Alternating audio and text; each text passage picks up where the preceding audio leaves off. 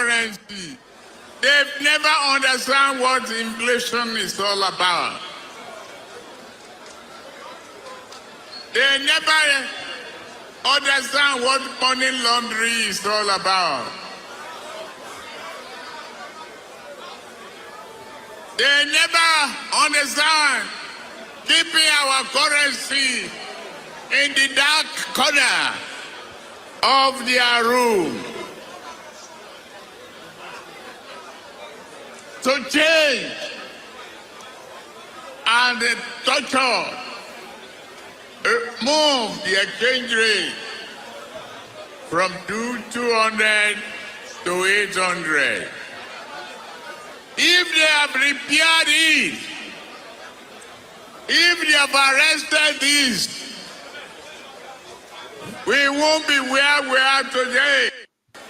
We will be greater. They don't know the way. They don't know how to think. They don't know how to do.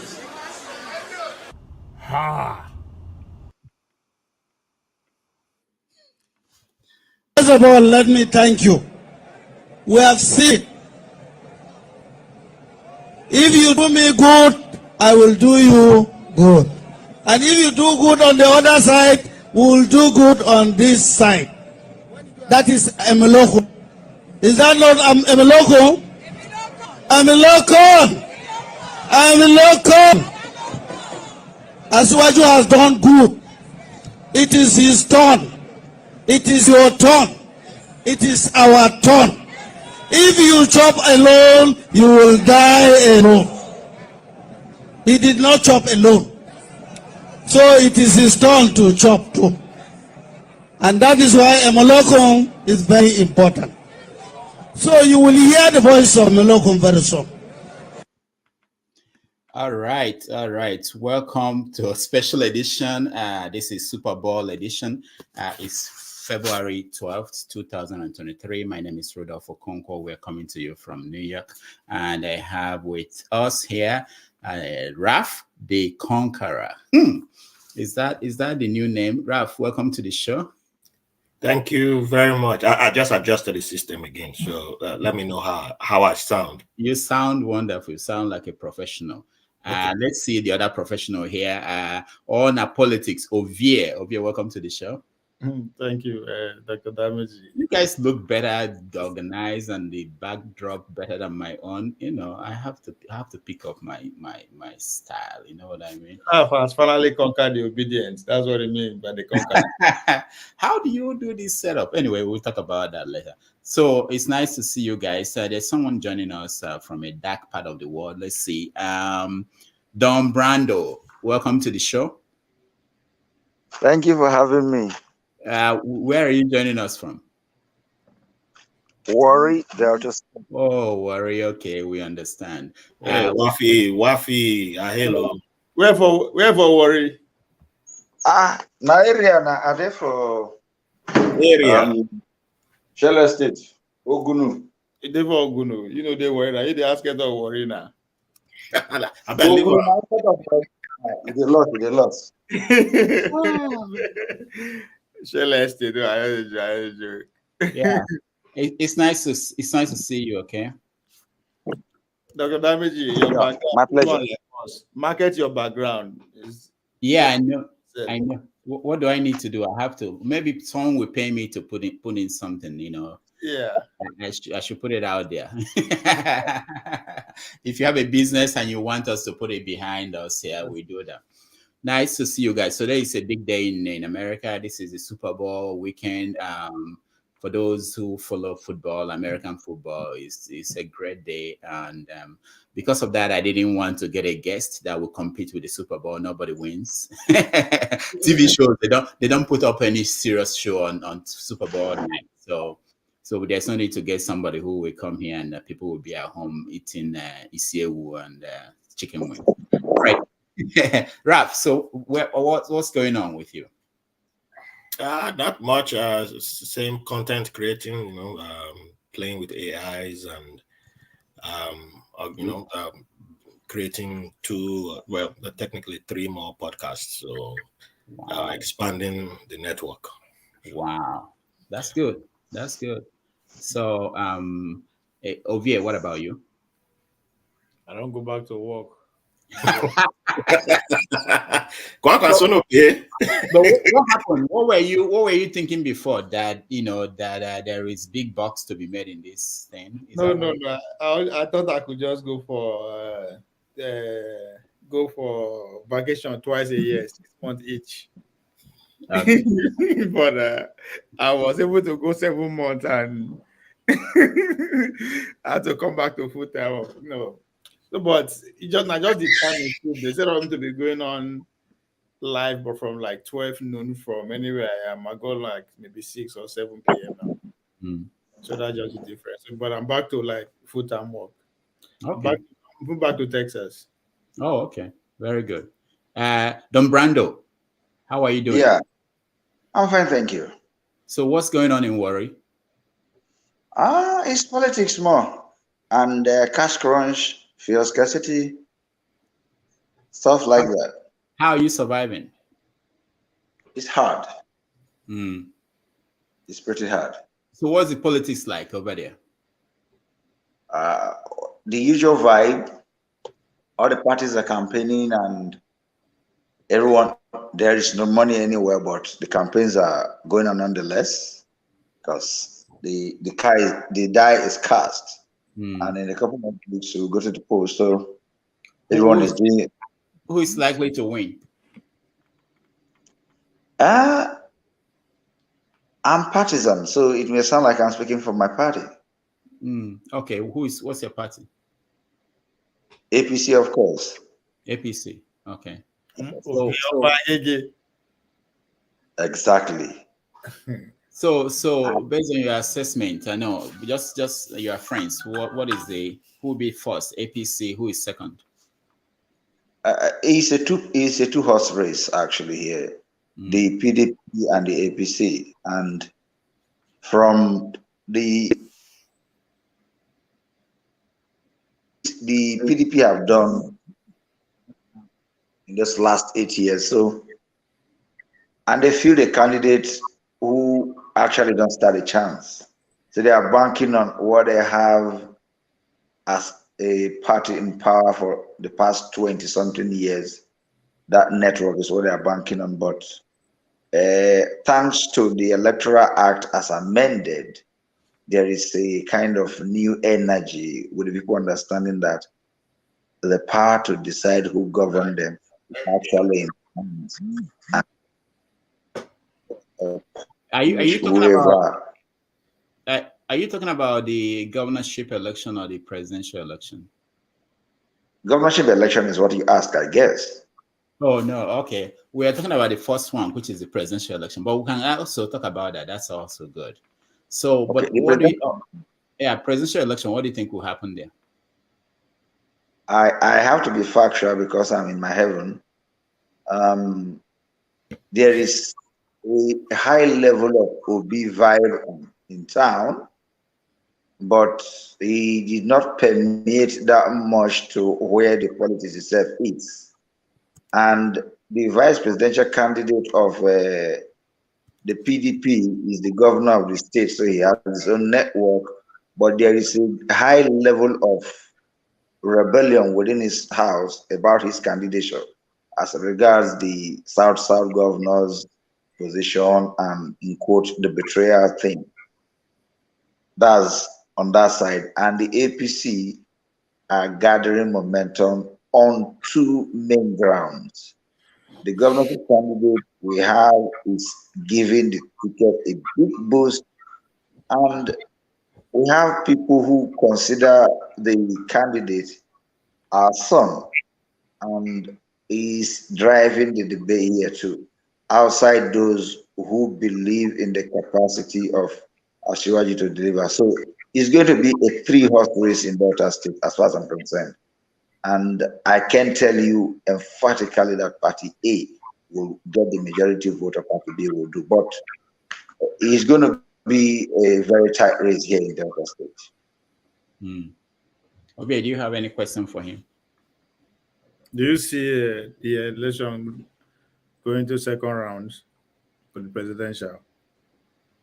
No, So PDP will win direct, or APC, or OB, or Kwankwaso. the the ticket here.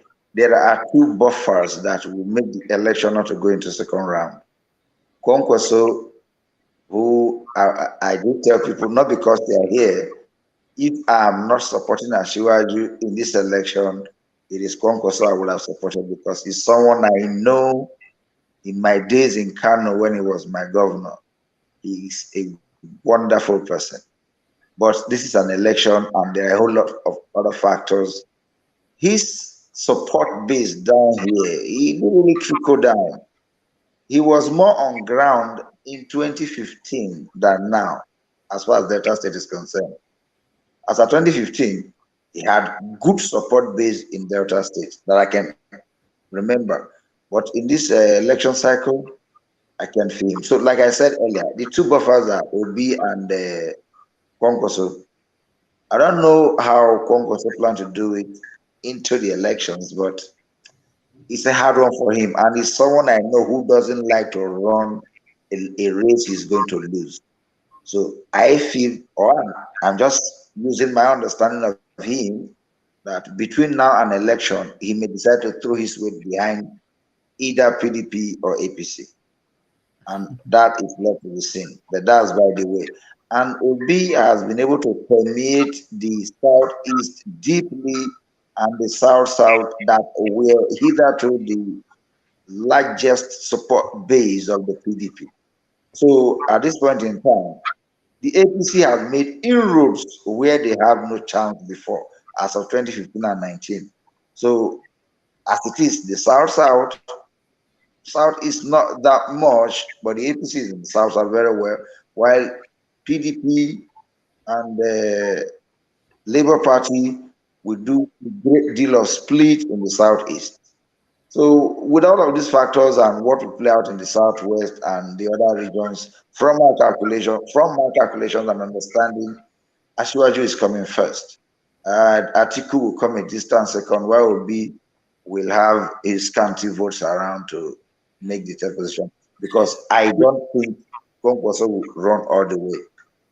With all this thing that is happening to APC, with the fraction at the top level of the party, with Nigerians, when I mean Nigerians across north and south, saying no to APC because of their policy and all that. I mean, with everything that is happening to him passing the Balatinubu person, everything around you, you see, giving him that more chance in this election. You still that confident that APC will still In get a couple of times. I'm wondering what you mean by everything. You said everything again and again, and I'm wondering everything you mean, how you mean everything happening to Tinubu.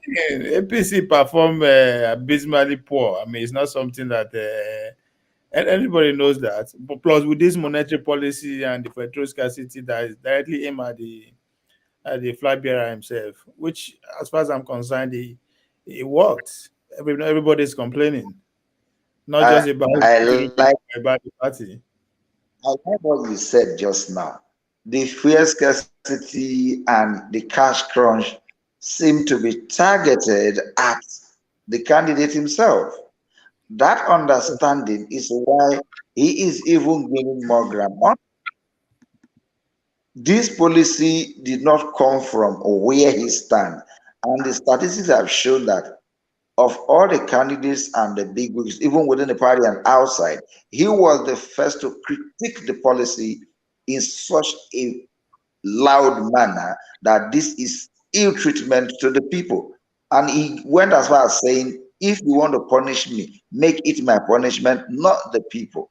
And with time, we are getting wiser, and people are going to understand that this is not what a government in power does. When it is on the eve of an election, world over, governments review policy when elections are around the corner for the purpose of not getting on the nerves of those they expect to vote for them. But in this case, we are seeing the people getting bludgeoned to not have a human face at the eve of election. So who has? I think there is a song making the rounds that I've listened to by Rarara that is saying that Kode Kudu Koba Kudi Tinubu Zamuzaba. That's a message that's telling you that this is not by me, by us. Yes, it is my government, it is my party, but there is a thin line separated. If that is what you call division within the ranks of the party, then you're absolutely right. But outside that, there is a momentum going that we will get the goal. And this is actually designed by my own. And this is politics. If you can make your case right with the right people, you may end up getting sympathy vote. Yes, this policy lack human face. No two ways about it. There is no gainsaying. The policies seem like something from the Nazi era, just to get people on. It's hard. It's hard to actually fathom that we have to suffer this long, this bad, under this. All right, I don't know how to explain it. Don, hold on, okay? We'll come back to you. Let me go to Raf. Raf. Oh, sorry, I pressed the wrong button, so there was some music playing in the background. So I was hoping that I didn't interrupt. No. No, we are on I was afraid. Okay, good, yeah. Because I would have been really embarrassed. That's what happens when you have a new thing that you're playing with. Yeah, so it was interesting here. Don Brando make his points and defending Tinubu, and today, on our politics, I think you really need to be taking full time break and going to work full time, because look how you came back with top political questions like a political correspondent today. I was like, look at OVA. Wow, look at OVA hitting. Like I almost said, Rudolph, take a break and give OVA the show to handle. And I was like, no.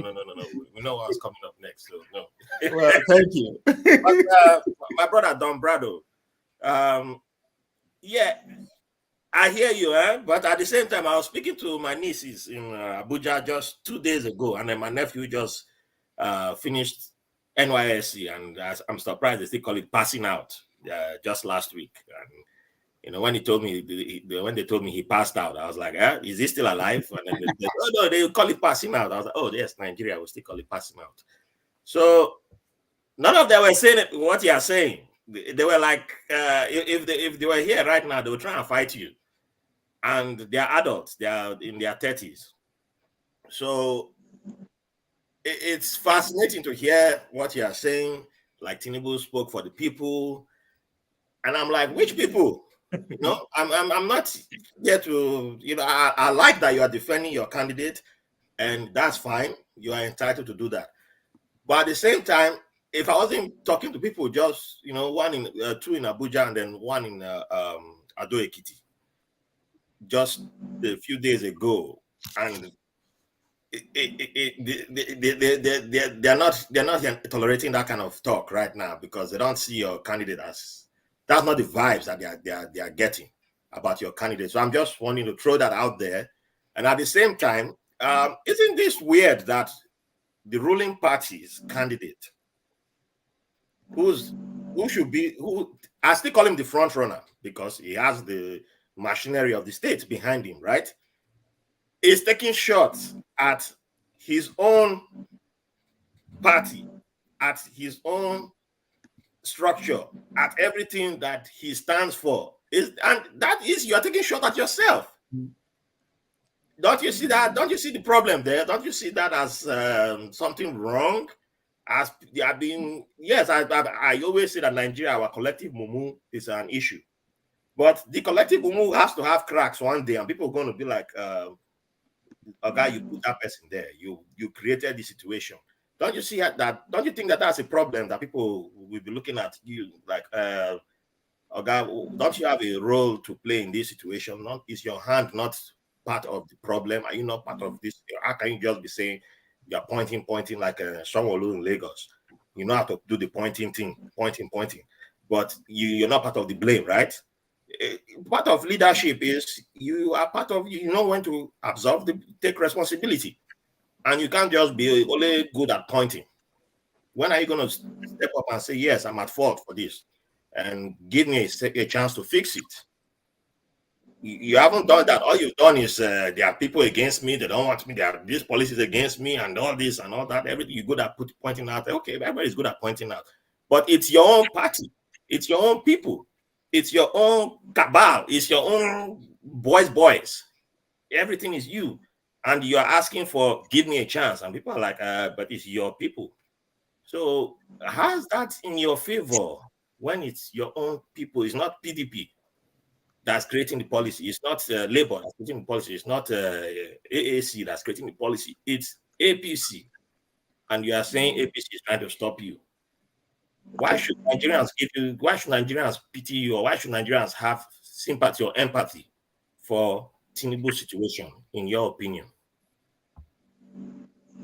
Well, the question, I think what I get from the question is, Tinubu is APC. This policy is APC. Why the separation? And if so, he should be blamed. But my answer to you is this: our government is not my government. Someone is C in C for a reason. We have different positions in power for these purposes. As at today, you can support any candidate to power. Yes, that doesn't mean you decide for the person in power what to do expressly.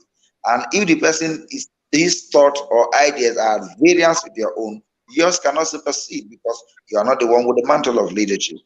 To this end, he is running not to be a part of the party in power, but to be the man in power who the buck stops at his desk.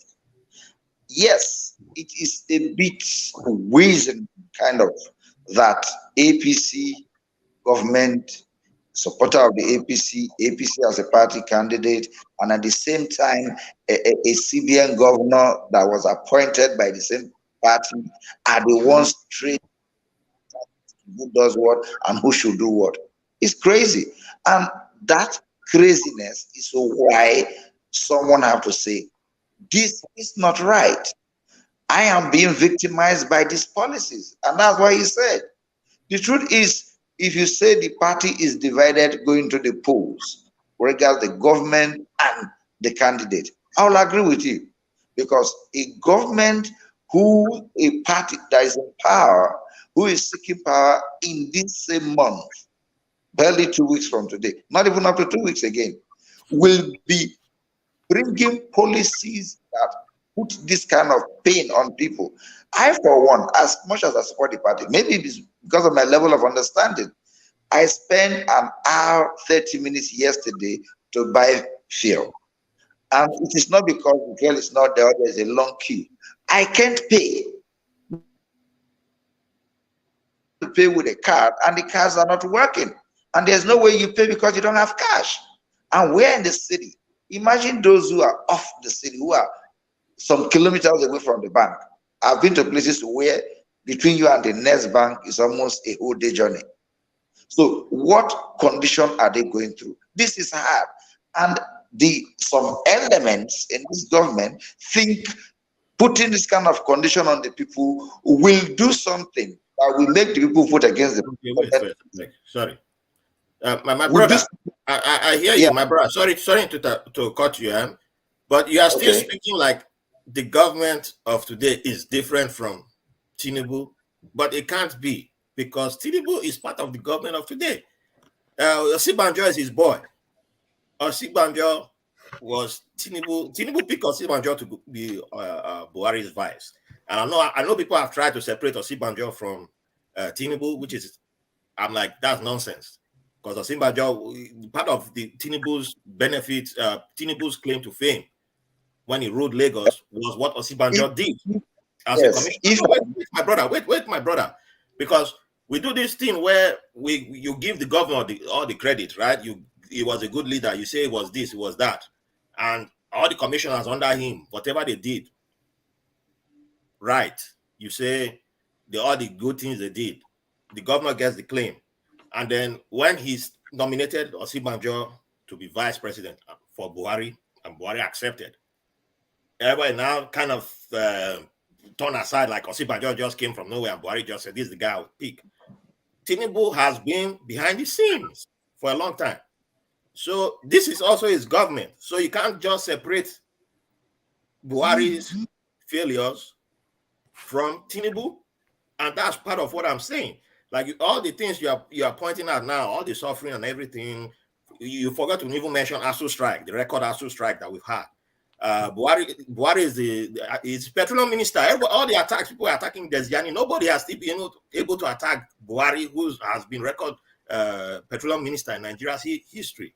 And people still keep people are talking about petroleum fuel scarcity. Who's petroleum minister? You people keep forgetting who your petroleum minister is. And Tinubu is part of that. So all I'm asking is, how can you guys be saying Tinubu is the man? You are saying Tinubu will come with new policies and all that. That's fine. But just exclude all his, exclude the guy that he put in power, exclude the guy that he backed for presidency, exclude all that, and then just afresh. It's like everything is afresh. But you're not saying exclude his rule as his rule of Lagos, right? I'm not going to touch his record of is his name Tinubu. Let's keep all that one aside. Is his name Tinubu? Let's exclude the certificate and all that stuff. Let's exclude all that, because I don't think you're the person to ask those questions. But all I'm asking is, why do you want to separate Buhari from Tinubu? Because Buhari is campaigning for Tinubu right now, is he not? He's out there campaigning for Tinubu. Has he not come out to campaign for him? So when they're on stage campaigning together, does Tinubu attack the same Buhari's government? He doesn't. You accept his endorsement. You accept his support. So that means you are accepting the power of the state behind you. When it's convenient. When it's not convenient, then you attack Buhari when he's not standing beside you. You hear what I'm saying, right? You understand what I'm saying? So why should people now say, I am going to vote for Tinubu? I'm asking you as a supporter, in your own words, why should people say, I'm going to vote for Tinubu when Buhari is not standing beside him? He can't attack Buhari. If you are that strong of a guy, if you are that, what's the Yoruba word I'm looking for? Alaye. You want to be that Alaye right now, eh? So you want to be Alaye. Oh yeah, be the Alaye. You control the Agberos in Lagos back in the days, right? Oh yeah, Alaye it. You know, so we are not going to go into any other candidate. Let's just focus on your man. And then tell people like, CEO, this is why Tinubu is the guy. This is why Tinubu is the best. This is why Tinubu has been fighting for you people. I just want to hear you tell us why. That's all. Thank you.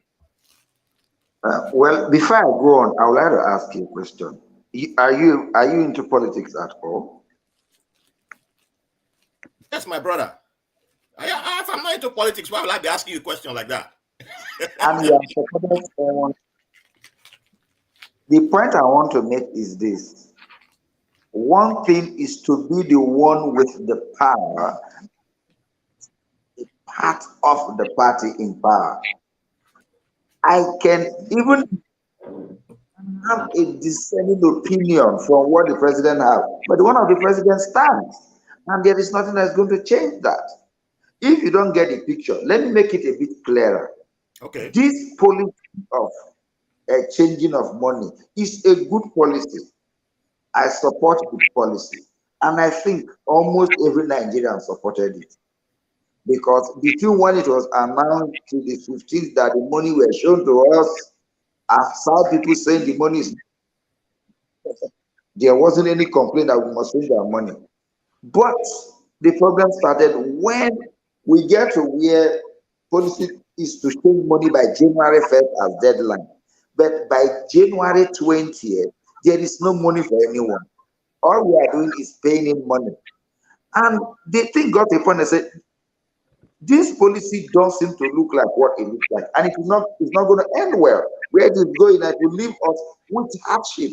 That is when I guess, because I'm not there, before he made that public statement, he must have made moves within as a party man, and he did not get the result. Just so you know, 90% of the times we write open letters.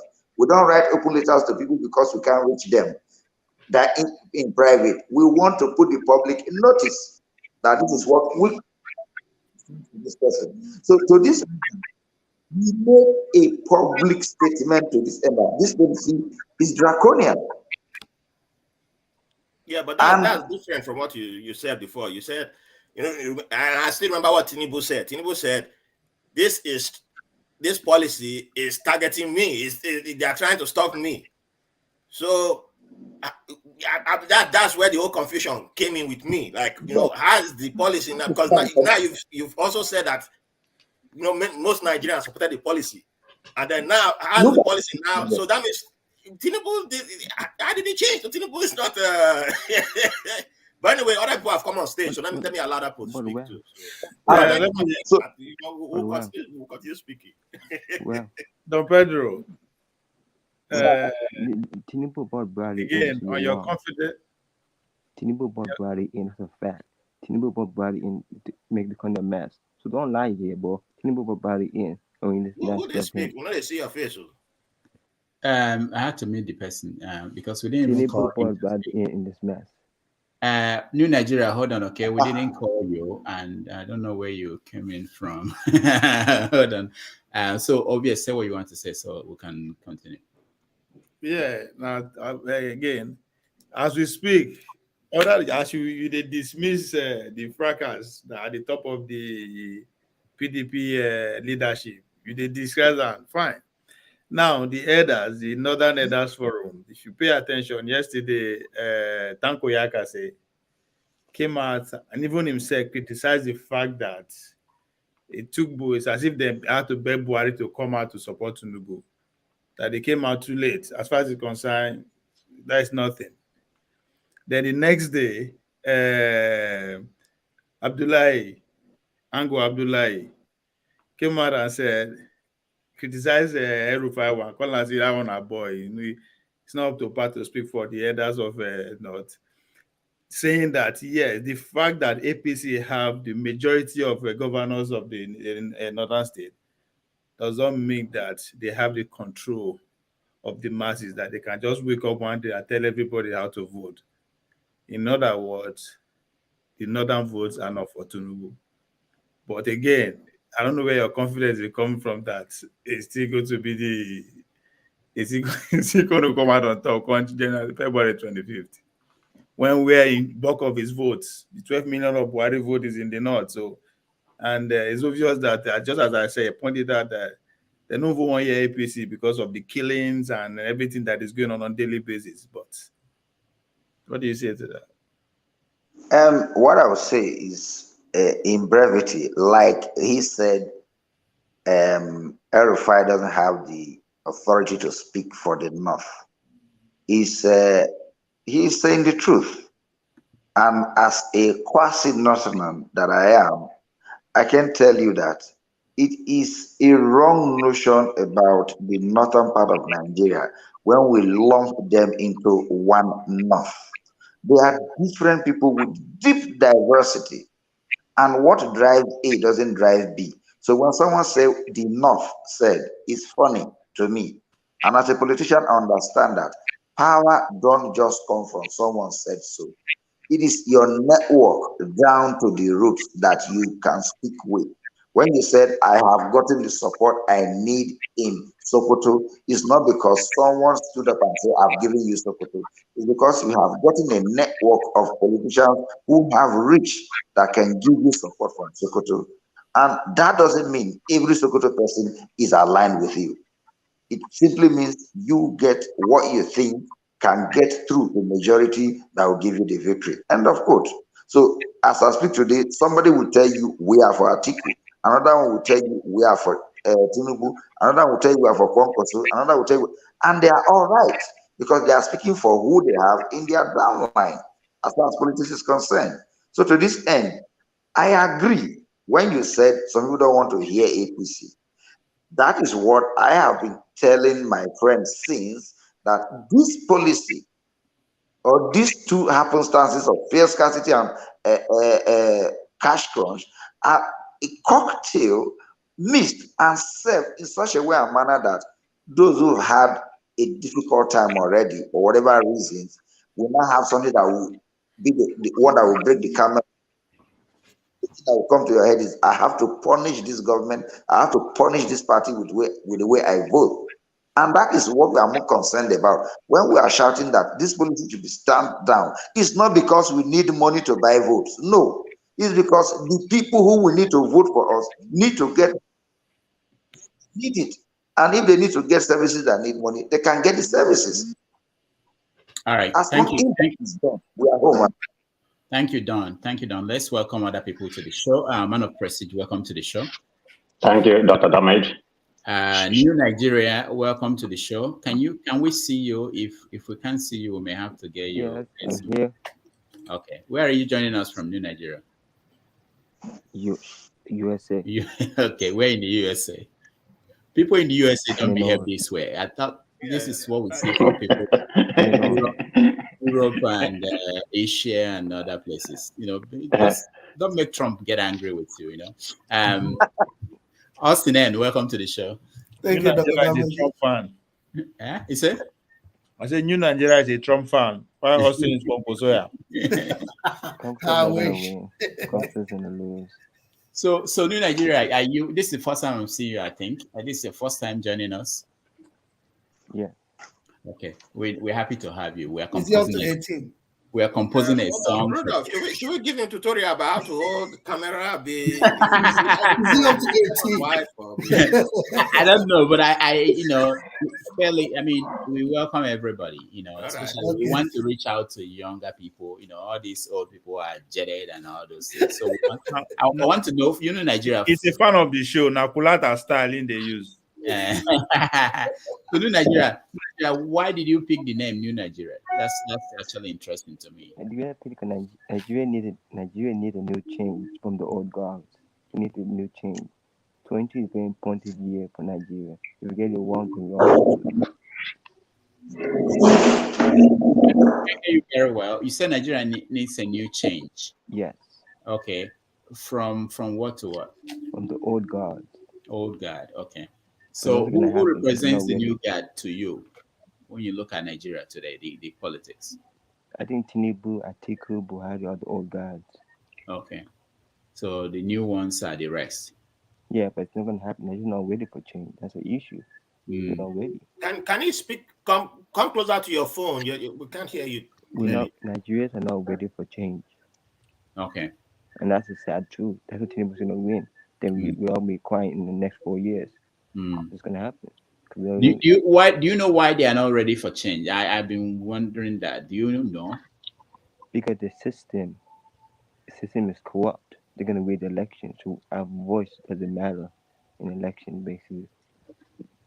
Okay. That's very good.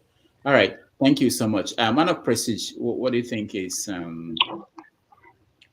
today's Super Bowl? I know you're in America. Oh, can you hear me? Yeah, we can hear you. Yeah, good day, good afternoon, everybody. I'm a sports fanatic, particularly when it comes to football. So I wasn't going to join this program. I was just laying in bed. You can see me. I don't think I even watch my face. But anyway, I just joined because of Don Brando. I was going to listen and watch the Super Bowl, but I just want to come in because of Don Brando. You know him? I don't know him. I always like people participating from Nigeria. Okay. And I'm glad he's joining us. But anyway, welcome, brother Don Brado. It's nice to see you. But before I begin, I'm just going to let you know, Dr. Mage platform is a very respectable platform. It's not it's no spin zone. You can't come here and spin, okay? I just want to let you know, we don't spin on this platform. You come with facts and data. So all this is coming to spin about APC. Come with fact, okay? Everybody here, we are born at night. We are not born yesterday. We are all like you. We are all grown up. So don't come here and be spinning to us. When you come to this platform, you come with fact and data. All this spinning you're talking about APC, people are in Nigeria are gullible because of the fuel scarcity and Naira design. And your principle is conversing against the presidency, that the people in Nigeria is going to buy it. No. We are not, like I said, we are not born yesterday. So that doesn't work. That's the only reason why I come here to debunk all your spinning. It doesn't work that way. I mean, Nigeria is not where they used to be before. They have grown. I have a lot of people in Nigeria that's going to vote. I don't care who wins, but don't spin about APC. APC is not going to win. It's between Labour Party and PDP. Take it to the bank any day, anytime. APC is gone. They're the one that put Nigeria where we are right now. It doesn't matter what Asiwaju do, how many votes he buy, that's not going to happen. So your narrative about, because your principle is try to debunk the presidency. Because what you have to understand, you can't take a part away from a whole. APC is Asiwaju, Asiwaju is APC. There's no way you're going to spin it. So people in Nigeria are suffering right now because of APC, and Asiwaju is their leader. So they are going down. We are not buying your spinning, okay? Let me let other people speak. Thank you. But welcome, my brother. All right. Thank you so much. Austin.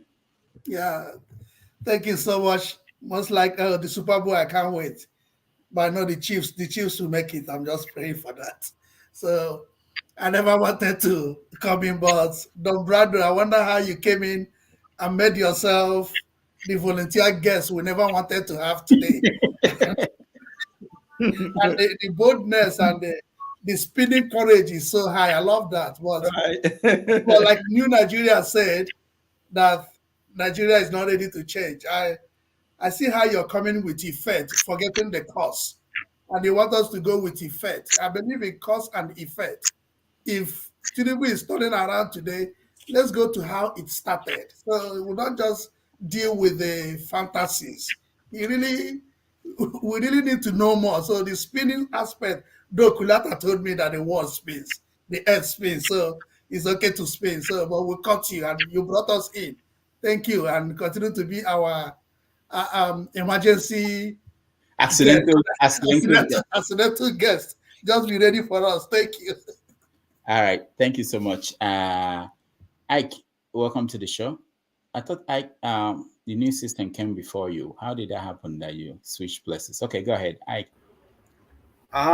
Good afternoon, Dr. Damage. You see me, I'm putting a cap of Barcelona. I don't play football. I don't play American football. My team is going to start playing football in the matter of about 15 minutes. You see me, I'm a Barcelona player for life. Wow. I travel from here to Spain to watch Barcelona games. So what I'm trying to tell you, I don't know what to call American football, but I'm a lover of basketball. You understand? And Cavalier happened to be my team in the US. So take it to the bank, okay? I don't know about American football. So, but anyway, it's good to be here on a beautiful Sunday like this, you know. In my beautiful island, they're having a children carnival, even though I don't watch carnival, but a lot of noise in the street, you know. So, I don't know what's the topic. Can you tell me, give me what's the topic, Mr. Is it all about football? Or what no, it's not really about football. We are thinking that people might come up with something, a metaphor, seeing the football, being that the game on the surface is between the Chiefs and the Eagles. So being the Chiefs, being the people representing the old guard, like the new Nigerian guy said, the Chiefs in the political arena in Nigeria, the PDP and the APC, and then the Eagles are the new kids, you know, on the block. So that's what I thought about. But it's an opportunity to discuss Nigerian politics, not really American football. Oh, but, okay. Yeah. So, but what has happened in the last 24 hours? Did you follow the news? Yeah, you know. Hold on. Who saw what Reno or Mercury put out? Sorry, Rudolph, there's supposed to be a debate for the presidential candidate today at the International Conference Center organized by BON in conjunction with NTA Live. Oh, at 6 p.m. 6 p.m. they say Nigerian. Is Tinubu going to be there? Oh, I don't know. I know my candidate is going to be there. That's can you give us the breaking news? Is he going to be there? Don Brado might know. Actually, now that we talked about this, let me play you guys another debate that we're having next Sunday that we are organizing here. We're going to show it on this program. So let's watch. Iroko Post Media Group Inc., in association with Iroko Post TV, invites you to the definitive debate of the 2023 presidential election season. Non-partisan Nigerian journalists Sonala Olumense, Okendebe, Farouk Berogi, and Rudolph Okonkwo, with nearly 200 years of combined experience in the profession, are pleased to invite you to the definitive presidential debate of 2023. Date: Sunday, February 19, 2023 at 6 p.m. Nigerian time, noon in New York, 7 p.m. in South Africa, 4 a.m. in Australia. The program will be televised in and outside Nigeria and carried live on all social media platforms. Here are the presidential candidates invited: All Progressives Congress Party's Bola Tinubu, People's Democratic Party's Atiku Abubakar, Labour Party's Peter Obi, New Nigeria People's Party's Rabiu Kwankwaso, Social Democratic Party's Adewale Adebayo, Action Alliance's Hamza Al-Mustafa, African Action Congress's Omoyele Sowore, African Democratic Congress's Dumebi Kachiku, and People's Redemption Party's Kola Abiola. Several TV stations and social media platforms will televise the debate. Please join us. All right, so that's next Sunday at noon. Here and now through Nigeria and everywhere in the world where you have social media you can watch. Go ahead, Rob. Yeah, I can make a prediction that well, before I make a prediction, I point out that due to the fact that there's no woman amongst the moderators, there should have been 2 women there. That would be Tinubu's excuse for not coming. Okay. He's going to say, as that he likes to take questions from only women. That's why he, as a man of he supports equality. That's why he will hide behind that. We thought about that too, yeah. But by midnight today, we will know exactly how many people are coming and we announce who will be there. Oh, okay. Yeah. And also, has Kola Abiola ever held a rally? I just know that he's contesting, but I've never seen any rally or not even rally, but I've never even seen any event other than a TV interview. I've always seen him having TV. You are not on ground. Okay, well, thank you, Augustine. That's not ground. Yeah, that's what they will tell you. Journalists decided to project the 4 guys and left them out. Yes. So that's why we're including him. Yeah. And quick thing, man of prestige. Are you with Mahomes? Because I see your color. No, yeah, he is chief. He's chief. Okay. I just want to make sure. Ike, go ahead.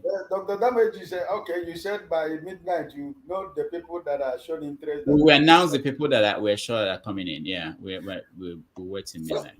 So, Don Brado, I want to ask you something about Omoagege.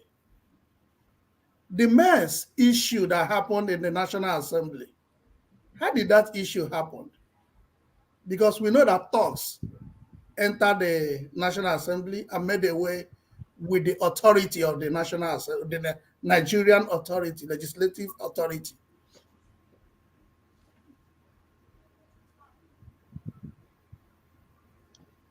I'm supposed to answer to that. Yeah, because that's your party. Okay, well, if you're asking a question, I think you just gave the answer. Inside the National Assembly and made away with the symbol of authority. And how is that a market case issue right now? If you, in your question, just said that thugs entered the hallowed chambers and made away with the symbol of authority, while the man Agege sat on the hallowed chambers with the rest senators. Now it is an issue, and he is the one that is to answer to why they talk to the symbol of authority. I don't think the answer is in the question you just asked. I may. Omoagege was rewarded now. He was not just given a president to be the deputy senate president. He's also given a governorship ticket. And we will not be surprised with your confidence. He's going to become governor of Delta State. That is the reward of snatching the what he did. Everything get prize. Everything get prize. Now the prize with that. So yes, I respect your response. The answer is in the question. The answer is in the question. You are right. The answer is the question. Thank you. Yeah, he was rewarded handsomely. That's what they gave the work. Okay, let me ask you guys a question here. Is Tinubu getting married? What's the joke out there? Who Yeah. understands what's going on? I saw it as a joke too, but That would be a coup, actually. You know, if there is a way to make people feel that he's out there, he's alive, he's viable, and that would be to get married. Don't you think so? But it might be a joke, but they've taken it to a different level. You know, there are videos about the wedding. no, but that's your point now. It's propaganda. I just to dominate the airwaves so that we'll not go pay attention to the things that is happening, not just within their party, but to different. I mean, everybody's complaining. Those people who said that to do this policy, they've succeeded. Whether they revise, they don't revise them, the damage has been done. So everybody's talking about it, everybody's worried. So you don't be surprised you'll be seeing a lot of propaganda just flying around just to, water the airway. But all is not well in APC. Brother Brandon, no, all is not well, especially in the northern part. Yeah, I have moved away from the divisive approach to this policy and the presidential elections. If you are listening to me, I told you clearly that it becomes difficult to explain it away when you are the party, you are part of the party, and those who are doing this policy are from the same party and they are campaigning for you. And this policy is a direct affront on the party's candidacy. It's difficult to explain because no matter Tinubu should not be surprised now. No, He should but- see this coming. see. With the way he got the tickets, he should know that this will come to play. How you get the ticket is very important. Yeah, so there's a cost. win. So you're just talking about the effect. Okay, sorry. Good evening, everyone. Sorry to butt in. Hold on. Okay, let me. Don, hold on. Let's hear from Gozika. Go ahead. Well, good evening, everyone in the studio. Good evening. Thank you, blessings. I wanted to, I said they like tackle Ovie well. Ovie, it's no longer all our politics. You finally admitted there's problem in APC. One a day. I'll still stand by my word. That word. I'll still stand that I think the APC is just messing with us. Yes. I do not believe it's that deep. Yeah, it's not that deep. This whole charade. So you agree it's not that deep. So you agree money will do the job then? Money will get nowhere. Calm down first. Don't worry, money will go nowhere. We'll collect if anybody that collects the money will still vote their choice. It's no longer business as usual. I told you last year, and I'm repeating it. It will not be business as usual. The problem is not deep. That's why I just threw that one there. If you say the problem, but the problem in the APC is not that deep. I think it's all a charade. Why you say that? Well, it's just so convenient that when the APC-led administration, their nonsense policies become so biting, and the Tinubu campaign can no longer disassociate itself from the failures of the ruling government. They had to come up with something to sort of give them a breather.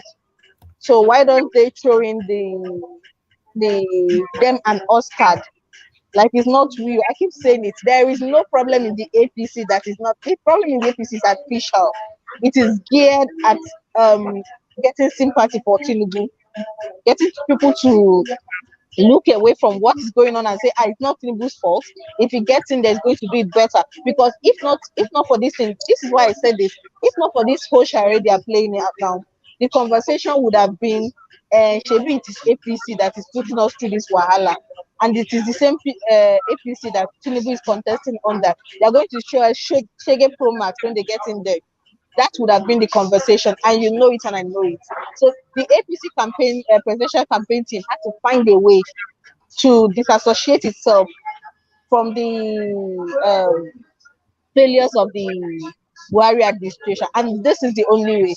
The them and us dichotomy. It is not we, it is them.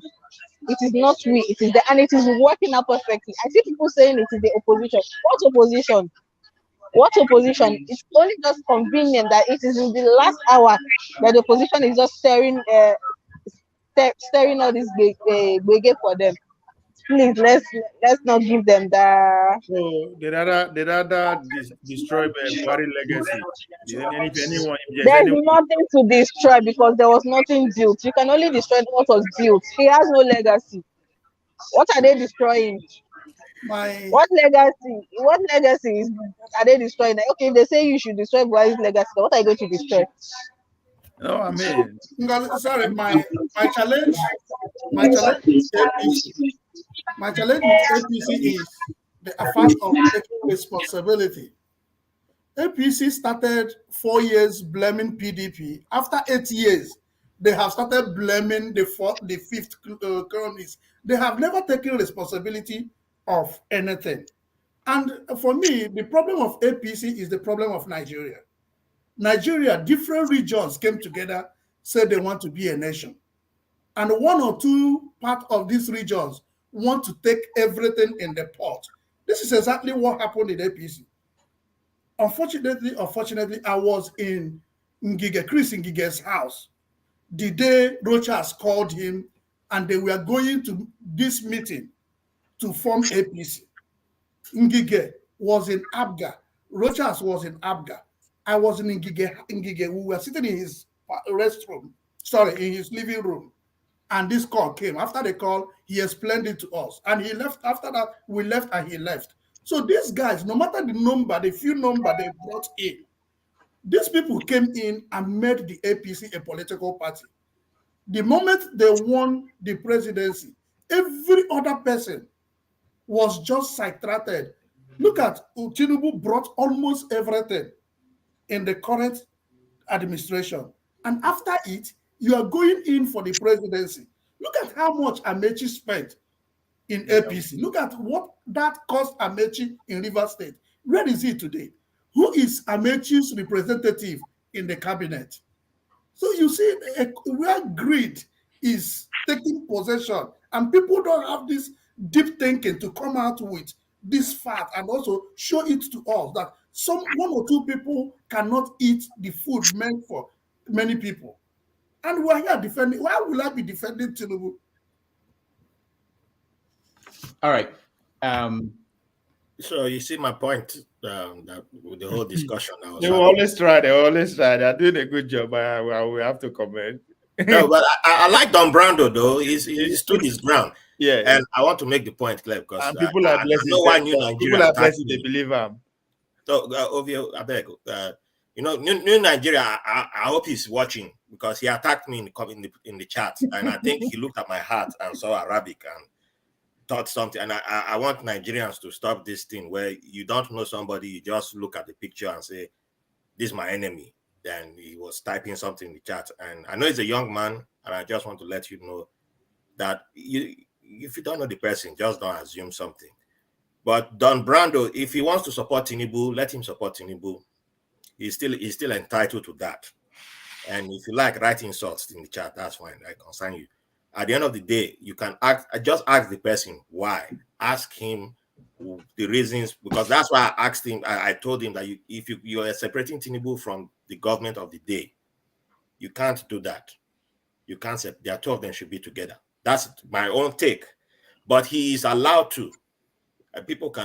I know people are mad, people are angry, but you still have to defend him. It's still a democracy. If we want to make Nigeria better, we have to still defend it, Don Brando, because it has to be better for Don Brando. Even if he cannot see the light yet, he's still our brother. All right. And as angry as it is, some people don't want to hear it, but we still have to defend him at the end of the day. My brother, you're still our brother at the end of the day. But let me ask Ngozi and Don Brando, the CBN and the Supreme Court. Who are people obeying? What's going on now? Are you guys using the old money, or is nobody accepting it? What's going on? Sorry. I don't know about any other person. I'm not using the old money. Do you have the I'm new not using one? the old money. Do you have the? Can you show us some of them? Can you show us? Do you have more? Okay. Okay, I managed to. This is the 200 naira note too. This is the 200 naira note. Nigeria no good. Ngozi they travel everywhere freely. You have more. I need more. She they spend the new money So, in Nigeria. Brando is in worry. Brando in the in worry Southeast, cannot find the money. Let's be let me tell you something. So this is what is going on. Yeah, the new money I am using now. Can you hear me? Yeah, we can hear you. I managed to get last week. Was it last week? Much earlier. It's been over a week that I got the money. What I do is, unless it is essential, I don't spend it. Like I live. It's funny, but unless it is essential, even if you knock me on my head, I'm not going to bring it out. Essential commodity. Essential commodity. So what I do now is, if I have to go and buy something, I calculate everything I have to go and buy, especially from all those petty traders, because they won't collect transfer. That is the problem. If everybody was collecting transfer, we won't be having these issues. But the problem is, a lot of our economy is still informal, and whether we like it or not, it is just the truth on the ground. Doc, I was telling you my experience yesterday when we came back from hiking, and we needed to take a keke job, and all the keke were stopping. Nobody had cash on us. All the keke were stopping. We were saying they couldn't collect transfer. We had to walk. So today, when I was coming out, I came for a games night. When I came out and I wanted to board a bus, I had my 1,000 naira note, my new 1,000 naira note. If you see the way I put it in my phone pouch, I didn't put it inside my bag. Because if I put it inside my bag by mistake, if I wanted to remove my phone, if you go further, I will come there stranded. And in Nigeria, you cannot afford to be stranded now. I had to put it inside my phone pouch and hold my phone on my hand. When I alighted, I gave the bus driver to give me change. And I told him, Oga, I'm not collecting old currency because I can't give you new currency. He said, why? I said, because nobody will collect it. Did I give you old currency? He said, it doesn't have change. I had to stand there. He had to collect money from everybody in the bus before my change was complete. When the money was remaining 200 naira, he said, it's remaining 200 naira. Will you collect old currency? I said, Oga, I'm not collecting old currency. He said, yeah, but I said, Oga, I'm not collecting old currency. I gave you new currency. Give me back my new currency. Let me go and look for change for you. He had to find the new currency. So what am I saying? A lot of people who are unfortunate to still have the old currency are finding it difficult. They are finding it really, really difficult. I was in this same place yesterday where some people came for a drink. Some guys came for a drink. I was on this table. They were over there. They came for a drink and there were like 4 of them. When they were about to leave, they called the waiter for the bill. She brought the bill and they brought out old currency. Hear this. They brought out old currency.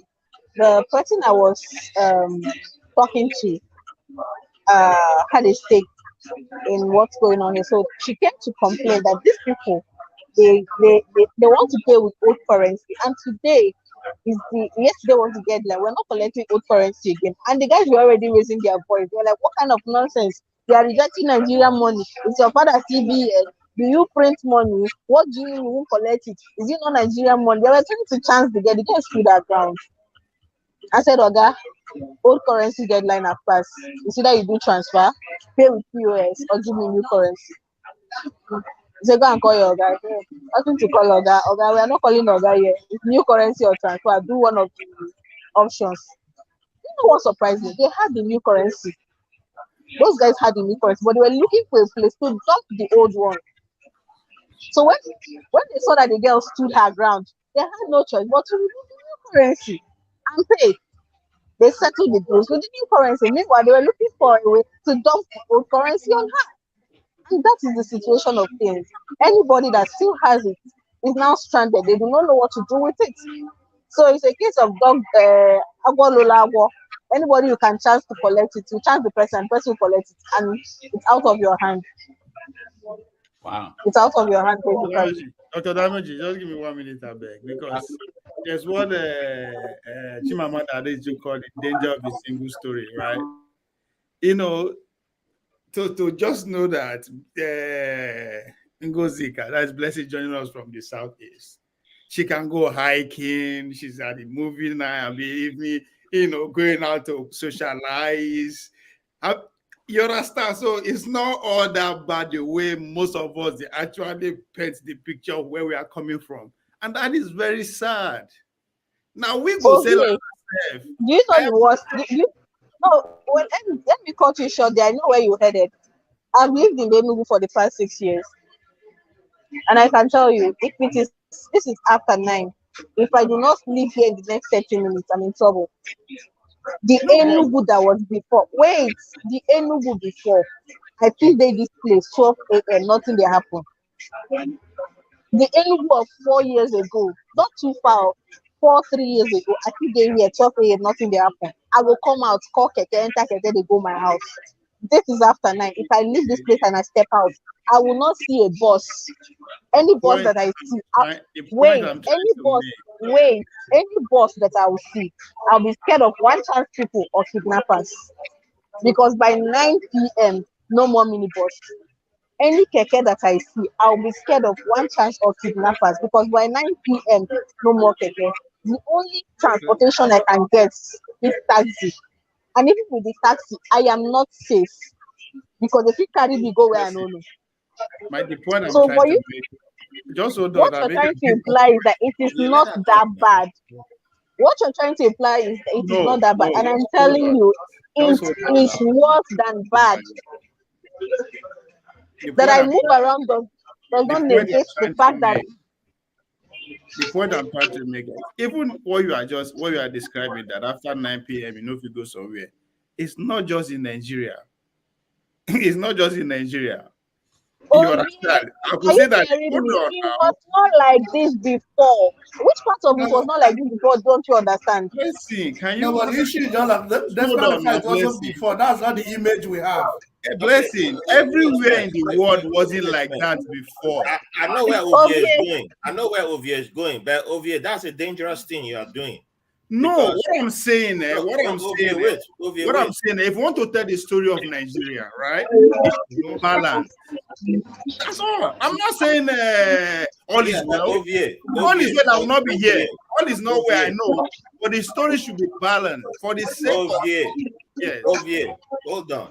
For you to zero in on the fact that she went hiking, that's also dangerous. Because wait, hear me. I think it's a bad habit that we have. That sometimes we do this thing where we just like everything to be on one end. That's why we talk about balance. But we forget that even in places of war, even in places without life is like the oppression is deep, dark, and everything, people have a right to enjoy life. There's nothing wrong with enjoying life. I know people in Afghanistan who the kids still play ball. They play cricket. There's nothing wrong. So you don't have to be saying, come and look for balance and all that. Let the woman enjoy life. I am not criticizing her. Rather, I am making a statement for all of us. Yeah, but the woman they talk her story now. You want to come they turn them into if me and Blessing no strange in terms of how we respond to each other critic. In a good day. She's not criticizing anything. No, I'm not criticizing her. I'm just now you dey see my criticism. I'm just making an obvious point. Why It is not all blood. When you see good thing, you point it out. So sorry, I love what she wasn't saying anything bad. She wasn't saying anything good. I wasn't criticizing her for God's sake. Can you listen not to argue? I wasn't criticizing her. I'm just making a point out of what she's saying. So that is why I started by saying the danger of a single story. So now you see as an argument or they criticize that. That's not what I'm putting out there. Now you see like that. That's because that's the point where you make. That's how you want to see it. What I'm trying to say. Let me add to it. Blood in Nigeria. Let me add to it. What Ovie is saying, I got it, because the tendency of thinking that you cannot even step out in the southeast is there. I remember that I told you last time I wanted to go home, everyone was like, don't dare eat, don't dare eat. But her side of the story that she could spend an hour out is somehow encouraging. And it's also good that we hear that it's not totally bad. It helps us to have a bit of hope that people can still live a minute. Because the image you have when you are outside is that everywhere is just grounded. So I'm even excited that she had this night, which I'm so happy and relieved that at least, even amidst the fear, amidst the tribulation, there is a little air to breathe. That's what I I got don't think from you it. guys heard what I was saying, but carry on. But did you hear what but Ovie she, said? Did you understand? but she cannot leave. She cannot Ovie leave that knows position. what I'm She cannot go saying. out from there home. She cannot go home. She cannot go home because it's not safe for her to live there. Yeah, this is what she's trying to explain. Yeah. All right. Hold on, guys. Let's welcome Simba. Simba, welcome to the show. Hey, nice to meet you guys again. Missed you, Dr. Damages, yesterday. Yeah, I know. Nice to see good. you.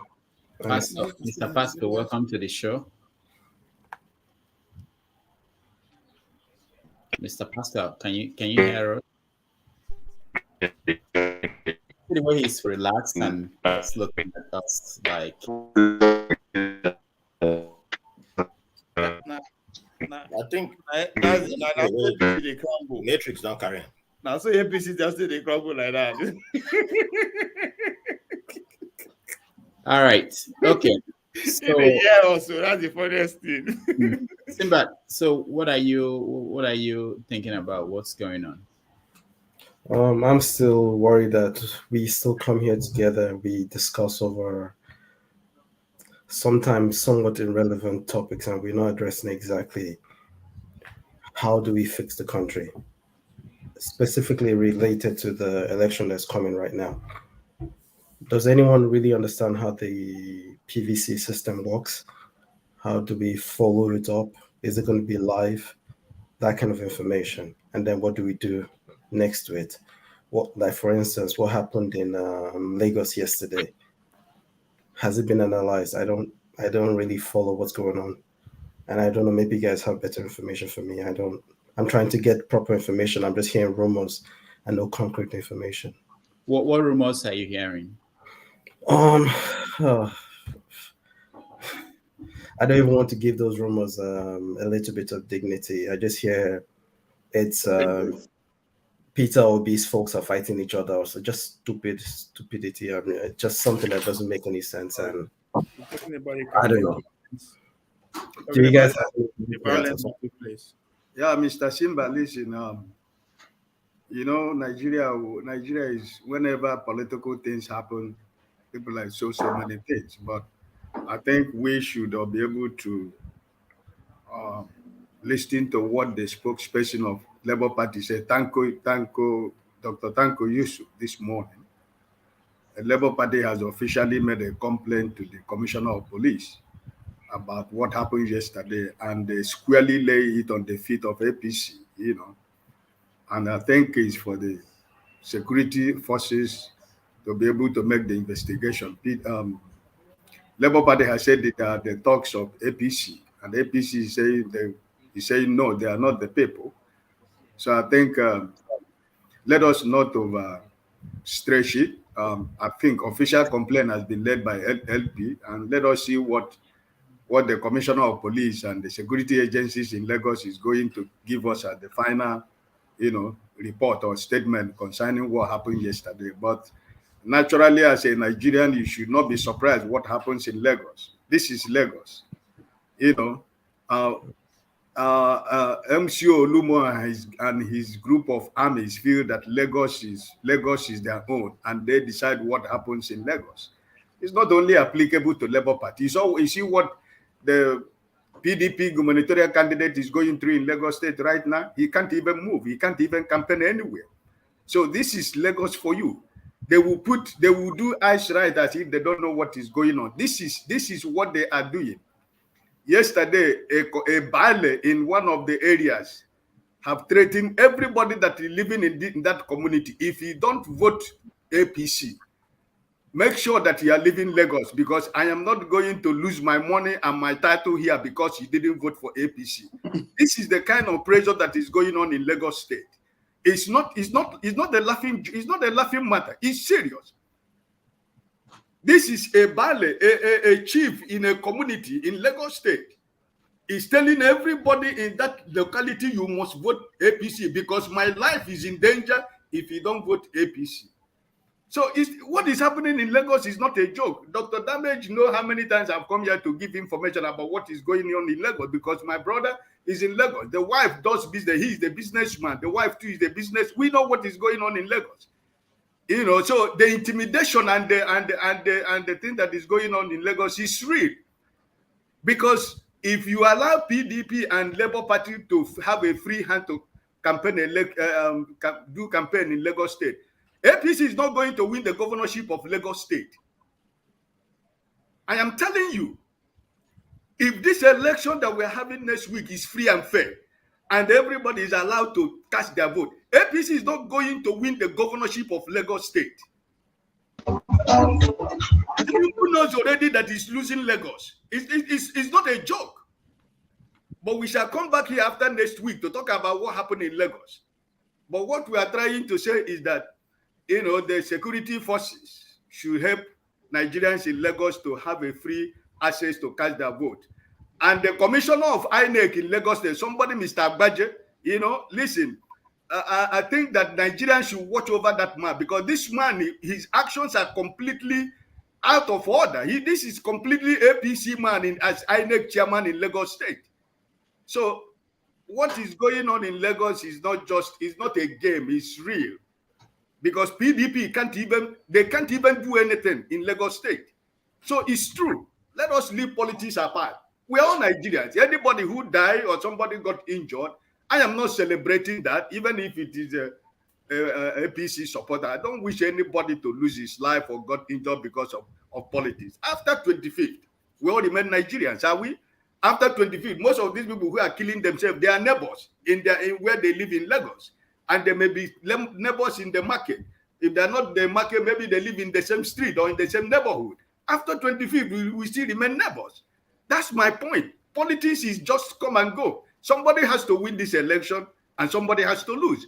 But what we are saying as Nigerians that are living outside, if anybody is going to lose this election, let it be free, fair, credible election. If you lose, you lose. We know that you lost the election on a free and fair contest. That's my point. So Simba, what they had about obedient fighting, obedient, all this is like as he said, you know, it's not something we should put into it. It is the party itself has made a statement. So let us wait for the security forces to give us a report. I think it's something we need to actually pay attention to and to be, you know, watch it closely and know how to actually react to the APC supporters in particular. I mean, if you look at the characters around APC, Bola Tinubu himself, he wins, I intend to win election from day one. Talking about the Vice President Shetima, Danguje of Kanu. I mean, a couple of weeks back, we did hear the majority leader, Adodogwa, saying that in outside, if you no vote for them, you go see anyhow. So their last results, APC as it is now, they are desperate, and we understand why. So at this point, their last resort is still violence. And the easiest targets are the obedient. Why? Because we all know how then they react. If we want to look back to what is happening to Shehu Kuti and the P Square, that's just an average obedient responding to things that don't really matter. So if we should pay attention, because that is part of their game plan, violence. The more you can disenfranchise people to vote in, the more it favors them. All right. Thank you, Obi. Ngozika, you wanted to say something? So about Mr. Simba said something. So Mr. Simba was saying that we should not talk about inanities, that we are saying inanities, and we should focus on real issues about sensitization and stuff. Well, I have good news for you. I have been one of the people that in elections, I mean, I cannot count how many priests. I'm a Catholic, so I'm going to speak for Catholics now. I cannot count how many priests have lost their lives this year. So when I hear people say the church should not get involved, I am saying this for two reasons. I woke up this morning and went on Twitter, and there was a propaganda flying around circulation of fake documents, of the Obi campaign paying billions of naira to churches to get the church 2 billion. support. 2 2 billion to billion. can. Yeah, 2 billion. So, To can. of course, it's fake. Needless to say that I am saying this because the APC does not fight clean; they fight dirty, and it's so shameful that people are falling for this. They are good cop, bad cop. They are fighting. It's a family affair. There's no fighting. They are just presenting two fronts. That aside, on the sensitization issue, I have good news.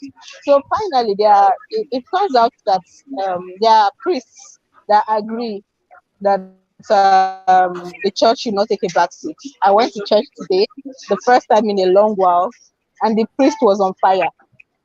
He was blasting people that have not collected their PVC. He was blasting them. He spared them. He didn't spare them. He told them they were the problems of the country, and that it is because of their nonchalance that we're going to enter another shege for the next 8 years. Did he make? Did he get any kind of poll of number of people in the church that didn't have their PVC, or he just assumed that there were people there who did not? Gozi, can you hear us? Okay, she's frozen. Pascal, welcome to. Good evening, everybody. Once again, I'm participating from Dubai. My apologies for the way I'm living. I'm actually sitting. All protocols observed. Please, what I wanted to talk about. First of all, Mr. Aiki Alamefuna. How do I say I'm confirming? I wouldn't say I'm confirming what you said about the particular chief, or rather the king in Lagos, that was talking about confirming and telling people of that means the residents of his community. I was listening to it on Arise News today, and the top campaign members of Labour Party were actually confirming that they have the videos. Specifically, I think you were talking about Tanko Unisa. Tanko Unisa, they are one of the top LP people. Yes, what you said is quite right. About who attacked or who did not attack. Actually, the rally I was watching live yesterday, because I wasn't working yesterday, so I was watching live at the Tafawa Balewa Square. I watched from the time he went to Alaba. Others like Mr. Pitu, we went from Alaba Market all the way to the TBS Square. This is the Tafawa Balewa Square. Before we heard about the attacks, of course, nobody is going to come to attack you and they wear and tell you, oh, we are from this place and we are from this place. Of course, common sense tells us that if they should wear anything or carry any flag from any party, common sense tells you then it should be something planned or something. Of course, it's planned. We all know the people who are in charge or who are in charge of the state. We all know people who attacked who. Sometimes we just behave as if we don't know sometimes. All due respect to any other party here. About the issue about Mr. Simba brought up something, please. And I've also heard something about the beavers. And I think we should really think about that, because equally on Arise News this morning, either Arise or channels, I was hearing a particular lady from Labour Party mention something like there is a mock election held, and they found out that most of the beavers machines on the southeast or something is not working. I don't know how sure this is, southeast and south. I don't know how sure this is. So I think we should really find out about beavers and how it works. And if we don't find this out, I believe these guys are going to be playing a game on us that we don't know. I think we should find out, are there countries that have used these beavers? How did it work? How were they able to make use of it? Was there like any disadvantages or advantages? I think we should try to find out even pre or post the elections, to find out if it can be manipulated or not. And if so, I believe we can propose solutions to that. Thank you once again. Thank you, Pascal. So we have 13 days before the election, and there are stories everywhere. Some of them are not true. Someone, I think it was Ngozi Kada, mentioned the story of the money that they said that the P2B campaign gave to the church. Now let's watch and listen to the pastor whose name was used to sign that letter. About Obedient family today. I don't know anything about this particular publication. I have personally moved from one church to another in Imo State today to go and find that church who can put this such publication out. I want to inform you, I don't know anything about it. That signature there was not my signature. I don't have anything to do with that signature. I have gone to the whole state to find out whether I can see that church. That church is not existing. Please, Obedient, I want you, don't be distracted from this particular vision. Don't be distracted from this great vision.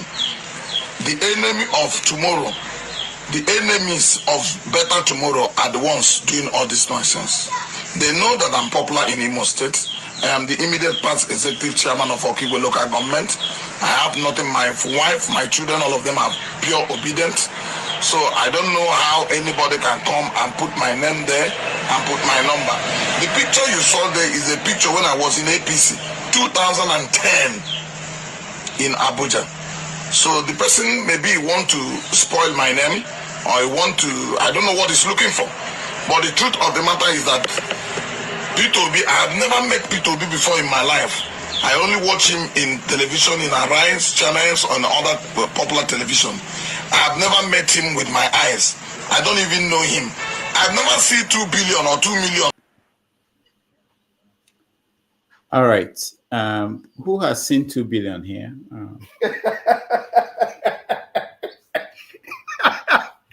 Raf, you've seen 2 billion. I've seen $2 million, to be fair. $2 million. Yeah. Well, more than 2 million. I don't know how. It was millions of dollars, but it wasn't my money. It was United States money. Oh, okay. I've seen 2 billion. I've seen 2 billion, but the driver missed. But that's probably over 2 billion naira, Sha, because it was millions of dollars, and in Nigeria was counting the money. I was in his office counting the money for United States. I have seen 2 billion. Don, you've seen 2 billion. In picture, anyway. I was in the billion van that missed road and had its money inside. Is it okay I say something? Go ahead. Okay. Earlier, I can't read the names, they are not so clear. But the person with a hoodie, yellow hoodie, when he came on, he said that we deal with facts here, not speculations, not spinning, like he put it then. And if my memory, what I've heard since about Lagos, about this, about that, none of them is factual. They simply bring up, this is what I heard, this is what is being said, without evidence that it is exactly so. So whoever took what is said here as authority, and I agree with him when he said, we speak with facts. And if I check all I have said, there was never a place I said something that is not verifiable. It may be an opinion, you hold a different one from mine, but when it comes to facts, everything I have said, I can go the long haul to go and dig if I, at one point or the other, try to mislead the house or the audience. So back to the issue I want to talk about principally. Someone talked about the beavers. And technology is an advancing thing. It is not static. And from information available to me, what they did with the beavers is simple. Each machine will be carrying the database of a given unit.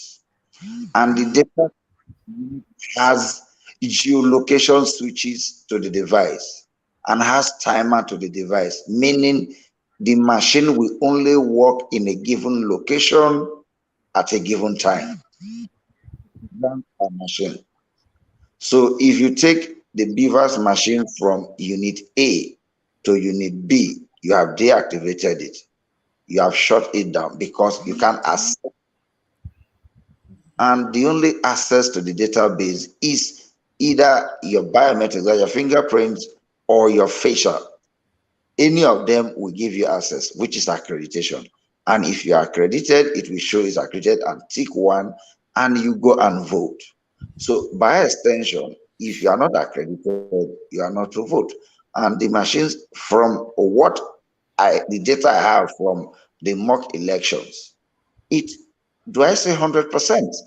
So when someone is saying the ones in the South and the Southeast were misbehaving or something, I didn't hear that. Where I'm from, the mock election was done. Even though I wasn't home, those who went came back telling the stories that it was simple. Either you look at my face, it will come up and tick me, and I'll just go because it shows that my data is in the device.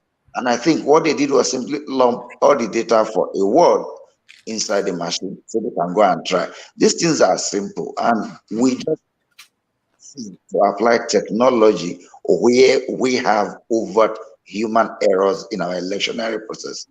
And to this end, I say, with what we have in the Electoral Act and the beavers being introduced, there is only 2 loopholes left in our elections outside distant voting.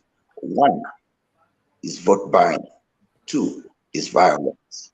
If we can solve violence and make our voting ultra secret, what I mean by that is, if you are going to vote, where you are going to cast your vote, it should be between you and the ballot. If possible, like the advice I gave you at that time, we should go back and apply an old trick that was used by FEDECO, where each ballot will have an envelope.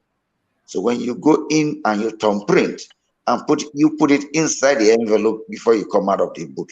That way, no one knows who you voted for. So nobody will fight you for voting against my street chairman or my street guy. And nobody is going to pay you for voting your conscience. That way, we have eliminated money in the politics. I like to rest here first. Thank you, Don. And Austin, go ahead. Okay, so I just wanted to respond to what Prestige said earlier. When he said we need facts, and you came in and spin again that all we've been saying are not factual. Someone said, I heard in Arise News, and I heard that was aired in Arise News. And Arise, quoting something is an authentic fact. So when you use the general terms, it gives some of us that also wants to get facts that concern. And what we're talking about, the beavers, still in Arise News this morning, they said one of the candidates has imported beavers. And when you talk about technology, moving from one unit to another, it's also the same thing. If it is connected to work that way, it will definitely work that way too. So we still need to open our eyes to not just to trust that we had beavers and believe that it's just technology, there will be no error. It is garbage in and garbage out. What you put in is what you will get out. And whoever that is configuring it, we don't know the person. The intention of the person has also a role to play. Maybe one that is coming to this unit has been configured not to carry the information. So you might end the whole day not returning the information because there is no memory card in that. So these are the things we are putting out on the table to make sure that we get them right. Thank you. Austin, thank you. Rap, go ahead. I thought Simba wanted to say something first. You want to go before me, or do you want me to go? Go ahead, Rap. I'll come to Simba. I didn't see him.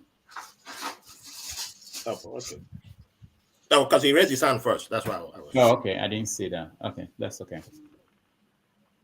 You can go. Okay, Simba, go ahead. Okay. I just wanted to talk about some key factors.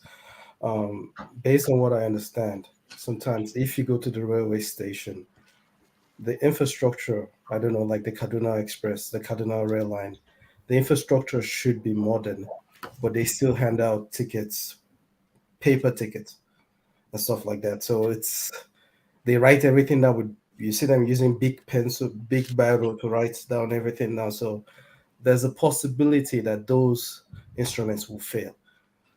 Why the PVC, are they going to use your iris scanner or the fingerprints from hundreds of people that sweat, loose skin and everything? There's a big chance it will fail. Even the current technology now is not 100% secure. And saying the only reason why I'm a bit more hopeful to this technology is that the snatching of bailout cannot work anymore.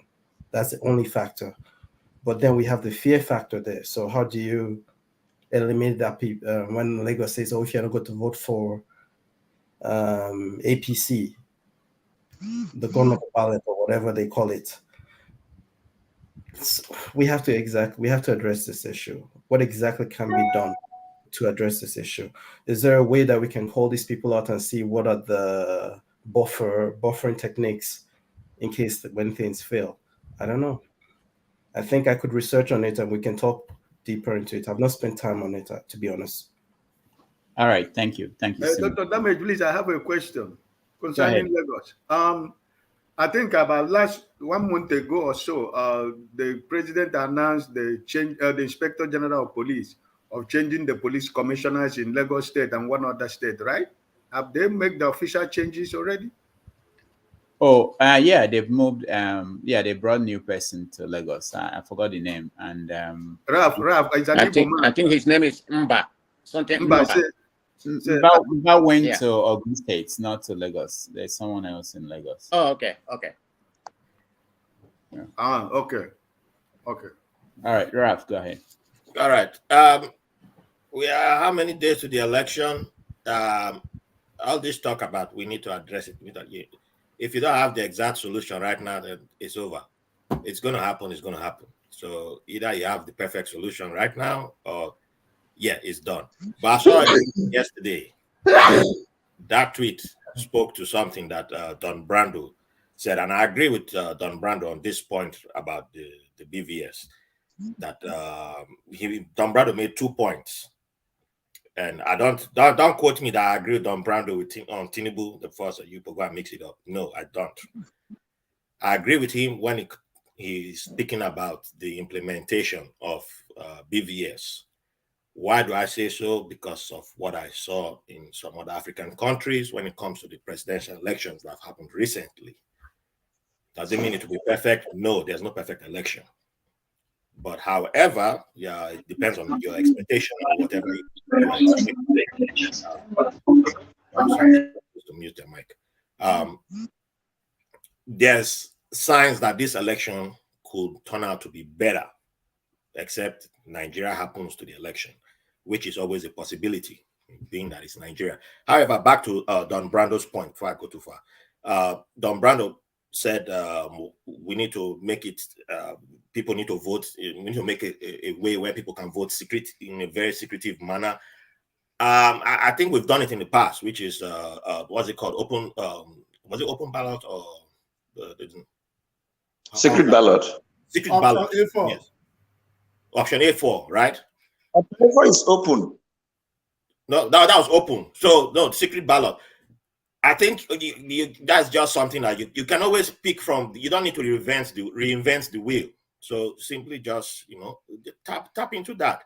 I don't think you will stop cash, the vote buying or offering of cash to people. You can't necessarily stop that. Even in the next 10 years, it won't necessarily stop. But the more we keep moving into a cashless society, I think that will reduce the offering of cash, depending on how the economy goes. But even in places like Zimbabwe that have been cashless for a long, long time, despite their due to the fact that their economy had crashed a long, long time ago, there are still ways that politicians go about the offering of cash to people, because Zimbabwe has been paying for taxi rides without cash since that was the first time I saw videos of that happening was in that was like 2000 and 2009, and that's when I realized that you don't need cash to pay for taxis or even Okada. And I was like, wow, they do that in Africa, in an African country. I didn't realize that you could do that. There's possibilities of doing that. So we've been way behind in doing things like that. So why I'm saying that is that there's always ways. You're not really starting something new. Somebody has done it already, so you can copy from them. Now, the BVS thing, that is the tricky part. Some people say, oh, because we don't have 24 hours light, we shouldn't be trying something like that. I'm like, no, you don't need to. Implementing something like this will force the other changes to come. You need to be advancing with technology. You need to be adapting to technology to force the changes, because you need to embrace technology, whether you like it or not. You cannot be shouting giant of Africa and then waiting for 24-hour light to advance. No, keep moving forward. Keep moving forward. Keep moving forward. And the changes will come. But I like what the INEC chairman is doing by implementing this technology. Well, it doesn't mean everything will be perfect. No, it doesn't mean it will be perfect. But I think it's far much better than the previous. To what Simba said about the Kano, was it Kaduna, where there was the manual issuing of tickets. I filed that under the Nigeria happening to Nigeria. And do I have any other option for that? I don't think so. However, if we are willing to make it happen, Nigerians can make it happen. The tweet that I saw last night was from David Hundeyin, and he showed how you can counter the talks that are always put at that comment that like I'm not allegedly, let's say APC allegedly deploy thugs at Lagos, because that's the place that I can point to.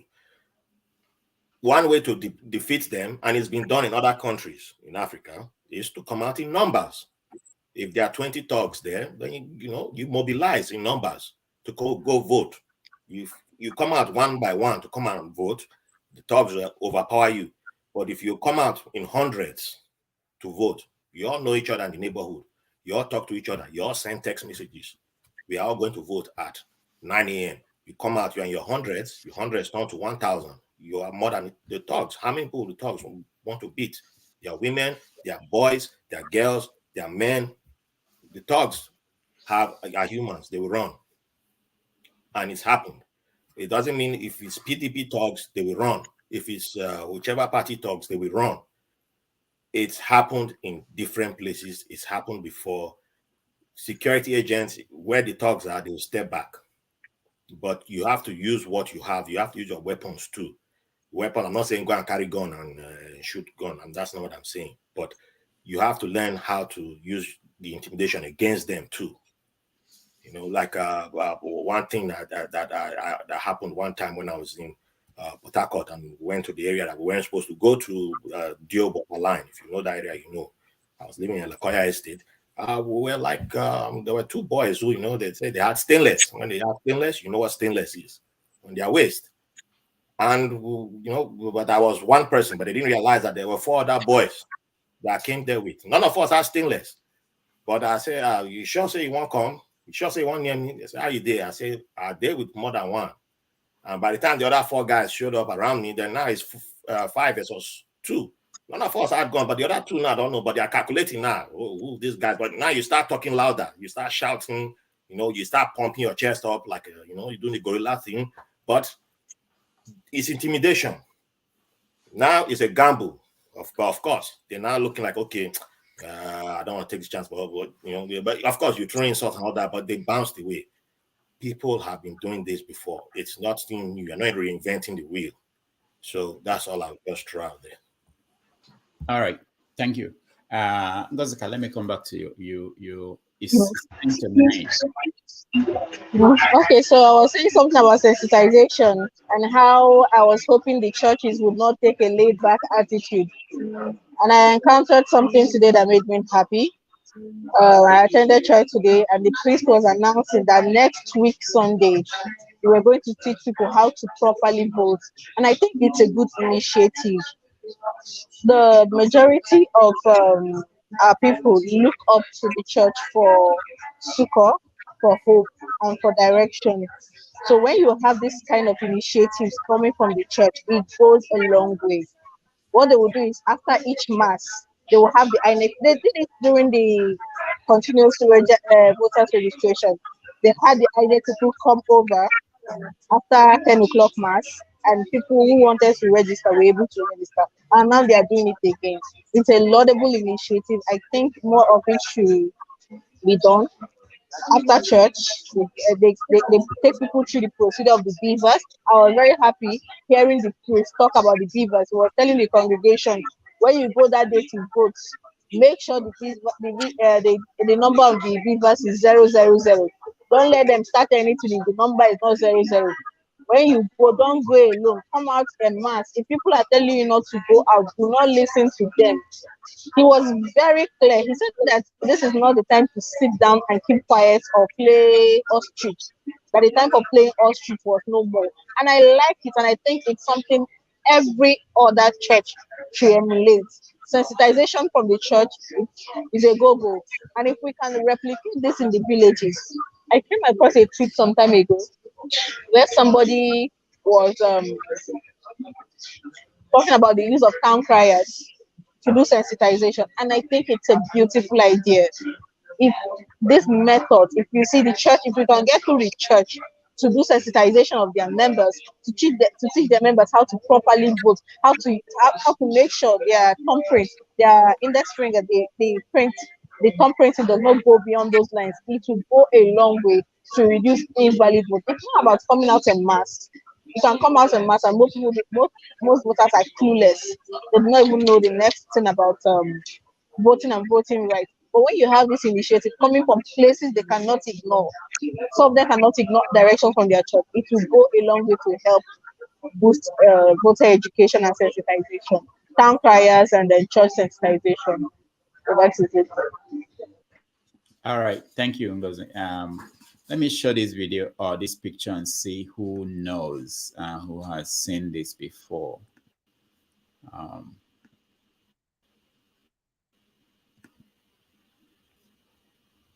right. Who has seen this? Who knows anything about this? Anybody? Yeah, this was That's Alaba, right? I understand that Obi Kubana wants to let the guy out. And just Not just Toby Kubana. A lot of well-meaning people have been asking for the boy to be located. I mean, it's a picture that inspires a lot of emotions. And let me just quickly say this. Somebody was saying, I think I just accidentally went to the comments, and somebody was saying, I thought Blessing said she believed in the next 30 minutes. Yeah, so I'm supposed to have left, but I can't see bus. I'm waiting for somebody that offered to go and drop me off. So yes, it has happened to me. I can't see bus. So any rescue here? You are on a date. Now you can baby that come the date. Not on a date though. I'm not on a date. I came for a game night. I came alone. I'm not on a date. I came to play game, to play Scrabble. Ovia, go and drop my sister for me now, Ovia. She don't catch already. She call husband. I don't call hustle. Ovia, I did not come to hustle. Ovia, I did not come to hustle. I came to play Scrabble. I'm done playing Scrabble. I'm speaking the same language. We are not speaking the same language. We are not speaking the same language. I came for a game night. It's a hikers game night. So I came for a game night. I'll finish my game and I'll be going home soon. If you know, not only you know what you mean by hustle, but I get the implied meaning. And I'm saying it explicitly. Ovia, yeah, you know they do the same work. I know you go for hustles like this. Yeah, you know they do the same work with me. I'm not your colleague. I'm not your comrade. I'm not your colleague. I beg.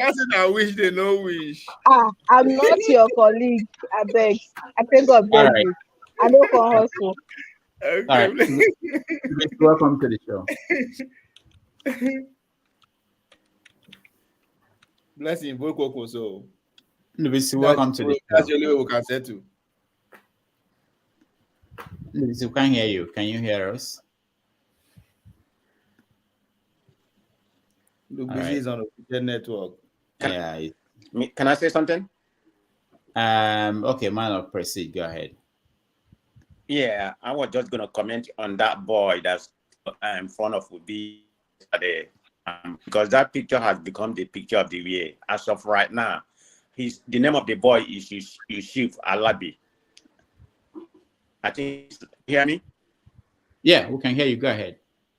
Yeah, his name is Yusuf Alabi. I think he's about 15 or 17. He's not eligible to vote, but as of right now, he has garnered over one person getting 100,000. Somebody gave him 200,000, and the big Cubana priest say it's gonna make him a billionaire. So that's a lot of people are giving him money to school. So that's the update on that. Yeah, having. Why are they giving him money? Hold on. Why are they giving him money? Right. Because what he did was very courageous. What did he do? That's the picture of the year. What did he do? Stand in front of a vehicle? Of course, it takes courage to do that, Dr. Damage. I mean, that's a young man. He's a teenager. I don't understand. I just want to know. Can I say something? People think that that's very criticizing it. I just want to know. He said he did that. He said he did that for the love of Obi. Well, of course, you know how obedience are. They're going to try to reward him. That's what's going on right now. Okay. So, all right. Who said it? Damage. Hold on, Ike. Let me. Don Brando, you okay? Go ahead. Can you do that to Tinubu? Is that what you're saying? Okay. No, the picture, like, I'm a photographer, so the picture paints a very wonderful image, especially when you are politically inclined. But as someone who is conscious of safety, it paints a different picture. Well, I have an argument with someone praising him somewhere, and someone asked, why did he do that? And they were all over him. And I said, we see things from different perspectives. And when you talk about why are they giving him money, this is Nigeria. That's the language you speak. So it's like rewarding him for standing for what they believe in, even when they don't consider the unsafe side of the act and all of that. Like some persons climbing tower lights in stadium and all of that are unsafe. But to us and to those who are aligned in that regard, they consider them for support and sport. That's just what I'm going to say. All right, thank you. Austin, welcome, the original Austin. It's not going to say. I know she has said. I always say, I'm not all of us. There is no original. This one is fake, Austin. The one that is now. That's how it works in the entertainment industry. So if you are the first Austin, you are Austin. If you come next, you have to put N or P or whatever to your name. So, so I think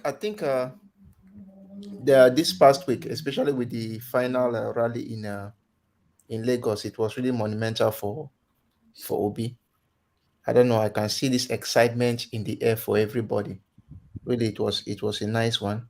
And yeah, the other thing I saw also that got me laughing was new reports of a church being bribed by Obi, how much billion naira and the rest. 2 billion. Pardon? 2 billion. 2 billion. 2 billion naira. I just saw it and I started laughing because I don't know why you should give such amount of money to one church. Then what of the other churches now? We need to also get our own share of the money. So I just started laughing. I said, these people are not ready because there are some kind of things once you see, just know that it's fake. Once you see, you just know it's fake. So, but apart from that, the picture of that young man in front of that car, I will have a two-way about. I'll think in two ways. First of all, is the safety, and secondly, is the excitement of it. For the excitement, painting that picture about Obi was good, but for the safety side, we always want him to be very safe. But I'll tell you one thing. I'm not a fan of rewarding people with money, all those things. I'm not a fan of that. If you do something, you did it for your own, you did it for you were, let's say, you had how they call it again? Patriotism. If you have your patriotism towards something, then fine. But it doesn't mean you should be giving money all the time as reward for everything. So I don't see giving of money as the main thing. If I was in his shoes, I don't think I want to take anybody's money, but that's me. But it's him. If he goes with it, fine. So that's just the whole thing. But I don't see rewarding people with money with that. I don't think so. Austin, can I say something about that? But Austin, you're not in Nigeria, so you can say that. Can I say No. Now let's put it this way. Even when I was in Nigeria, I don't believe that money is everything. Even when I was in Nigeria, there are cases where I had opportunity to divert hundreds of thousands, but I refused. In fact, because of that act, I had to stay one additional, almost 6 months to a year, where they refused to sign my results because I refused to divert. It must be from a Jabota family. It must be from a Jabota family. That's why. No, my father is not the highest. No, my father is the type that will always drag your ears. You don't collect what doesn't belong to you.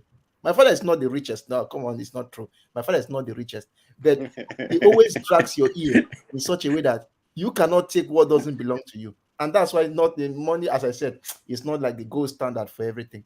As I said, if I was the person, I would love to do that. Good, nice. But I don't think you need to be rewarded for that, except you start making people start acting. I like Austin. Let me Austin. My father is not the richest. The car was moving at 5 miles per hour. So it wasn't Austin, can I say 5 something? miles per hour. Okay, hold on, guys. Let's have it now. You wanted to ask me a question, yes? Austin did not say his father is not Okay, rich. He said his father is not richer. So yeah, I love what Don Brado and Augustine said, but all the world history, those that have made record in terms of heroes, they have broken the safety rule. That was pure emotion. And if you see that, it wasn't acting, it wasn't stage managed. The guy was emotional. And emotion is just a second that can bring you down or take you up. He could have died, but the other way, it has become locked to him. So getting money, I don't think he went there to get that money. But what I wanted to add to this is, with what I saw last night in Twitter, every other candidate should retire for Obi. I never knew that these guys have been digging everywhere to see how to pin Obi down. I saw what Bayo, I don't know, that's his name, what he posted how Obi collected plots of land on Twitter. Said Obi said he's lying. So when they now brought out the true copy that Obi rejected that plot of land, he deleted it. Now people attacked him. He said, "What is wrong with that?" I only saw the letter, and so that's to tell us what they have done behind to pin this young man down. And since they didn't get anything, because for me, I like that fact. When you bring out that he collected a plot of land, and when they debunked it, you would have gone to your master to bring what nobody have said what Tinubu refused to take in Lagos State. And we are still presenting him and pushing him. Because if you are looking down on this person, you should use your own person to press this person down. So with what I saw last, I believe that I should pray that Tinubu should go down by next week before the election so that he can give space for people with good conscience to take us to somewhere. Don Brad, I know you want to go to somewhere and you need a man with good conscience. Thank you. All right, thank you. Raf, go ahead. All right. Yeah, for the young man whose photo was taken, I don't have any issue if someone else wants to give him money. I understand the point of not giving him money, but that's not for me to tell other people what to do with their money. Poverty is real in Nigeria. I lived in that poverty. I don't know what I would have done if it was back in those days when I was doing 101 or 001 or 010. It's easier for me to say it now and say, yeah, I wouldn't have taken money because I can eat now. I'm eating better cashew right now. So yes, it's easy for me to have my principles intact. But when it was those days when Bele was rumbling a lot, temptation would have been different. So if people want to help the guy, I know it's easier to say give him scholarship, give him opportunities.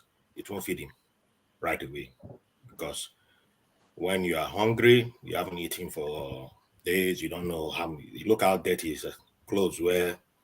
The guy shouldn't be in that position in the first place. So yeah, it might just be money that he needs right away to get started. And if people want to help him in whichever way they feel, let them do it. It's part of our problem. It's part of the whole situation of why we are where we are. So I don't believe in telling people don't do it if you already started doing it. Yeah, but I commend the young man. I just hope he doesn't turn out to be like that guy who jumped into gutter and was drinking gutter water for Buhari, because we tend to see one person like that every election. Who, it reminds me of there was a funeral that I went to one time. I think it was in I'm trying to remember Timi Alaibe's village. When we went for Timi Alaibe's mother, Opokuma. Went to Opokuma for Timi Alaibe's mother's funeral. He's related to my uncle by marriage. And a gentleman claimed to have swum from 2 villages away just to attend that funeral. He doesn't know Timi Alaibe, but there's a funeral. I had a big party, Bedu Day today. I need to show up. And I was like, dang, you're not going to tell that guy, I'm not going to give you food. The guy swam 2 villages away inside River None in the middle of the night and showed up. And this thing we like to do at our parties where you're looking at face before you give them food, before you serve food. You want to select them. I don't know your face. I won't give you food. That guy showed up dripping wet. And then you look at him and I say, man, I just moved away when the guys claimed he was that. I said, man, go and tell this one I won't give you food because I don't know you. That guy slap you there. Man, you give him food.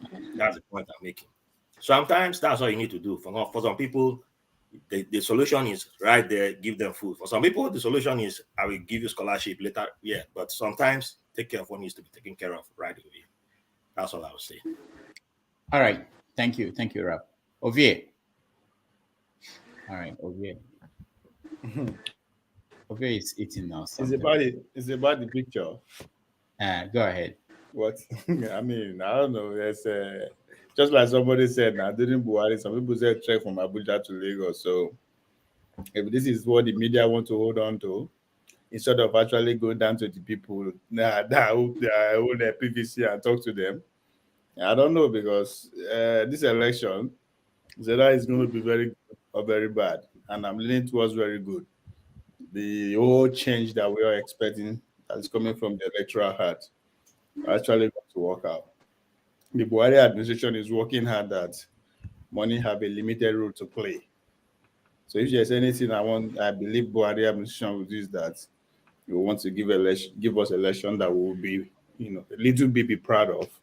And if that is the case, there's going to be a lot of surprise. So all these media hubs and photo hubs and all that, I don't know if we work in a four-way election during Buhari and Goodluck. It works, because if we look at Buhari from 2003 to 2014, to average Southern Nigeria, Buhari is a devil.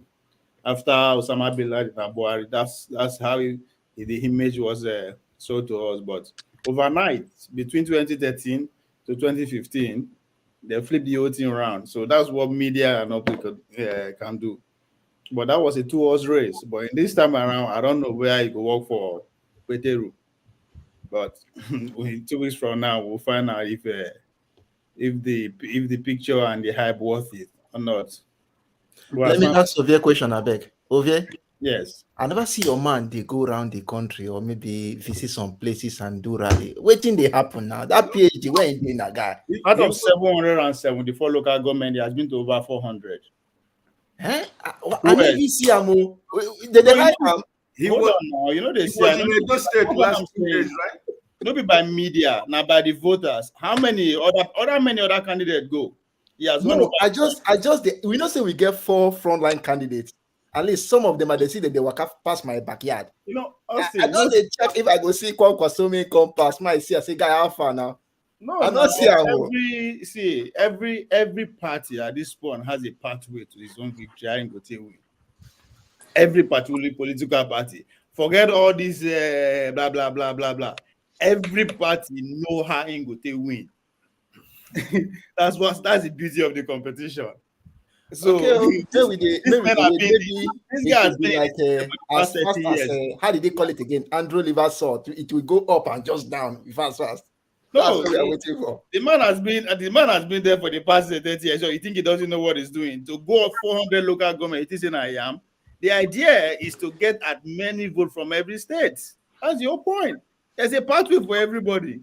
So if you don't see his own pathway, it's understandable because you really focus on your own one. Anybody that you're supporting, how you go to win. And that's why I give it to Don Brando, regardless of how was able to stay on course because they have a pathway to the presidency. Whether we might agree or disagree with him, they have a pathway. So being around 400 local governments and if you think that is not something to actually pay attention to, well, on 25th of February is the D-Day. I wish your guy well. I'm just no. We don't do by wish. We actually work. I'm just wish is not for people who no work. We actually work. Let's hear from Don Brando. Don, go ahead. Thank you. There is something we brought up that I think is worth discussing. Pathway to victory. Because all we are talking about is how we work on who becomes the next president. And we have kind of agreed on possible four frontline runners. Everyone is one or the other. Let us hear the pathway that each person think his or our candidate can get to the place. Because it matters. Okay. Don Brando, you started by telling us that Tinubu will win Delta State. Did you say I didn't that? say no. Oh, but the governorship will be the APC. Definitely. Okay. Yeah. All right. So tell us about pathway that Tinubu has to the presidency. Okay. According to the Electoral Act, to be declared president, you need to get 5% up to 10 of the states and the majority vote. And from what we have seen so far, the only states where we are not absolutely sure of 25% are some states in the southeast. And just for the purpose of 2-3 states in the north. Outside that, 25% votes is for in all the other states. And getting majority vote is about getting enough votes, the most you can start from the southeast. And we're going to have a good harvest in the south, that's the south, and the southwest, a proper harvest of votes. And whatever happens in the north will cancel out whatever another person is going to bring to the poll. So with this arrangement, we will have a clear majority. By my own tabulation, we will have clear millions over who is coming second. Thank you so much. Who wants to talk about the part that PDP? I don't get. There was a PDP person in the chat room. Yeah, I don't get to hear from PDP people. PDP, No. Ovie, you can't talk for PDP. PDP was in the chat. I just want to say PDP and LP go cancel themselves out. So Gogosa and Tinubu will run for the rerun. No, Ovie, talk about Kwankwaso, the party has to get in the presidency. Yes, okay. The part Kwankwaso has is what I've just analyzed. It's obvious that there's not going to be a clear winner as the game goes. So what happens? The first two will go into the rerun. How do we get to the first two? The person with the highest number, then the second person with the highest number of states will follow as the rerun. So either way, based on the region that Kwankwaso is coming from, stand a chance to pull it off.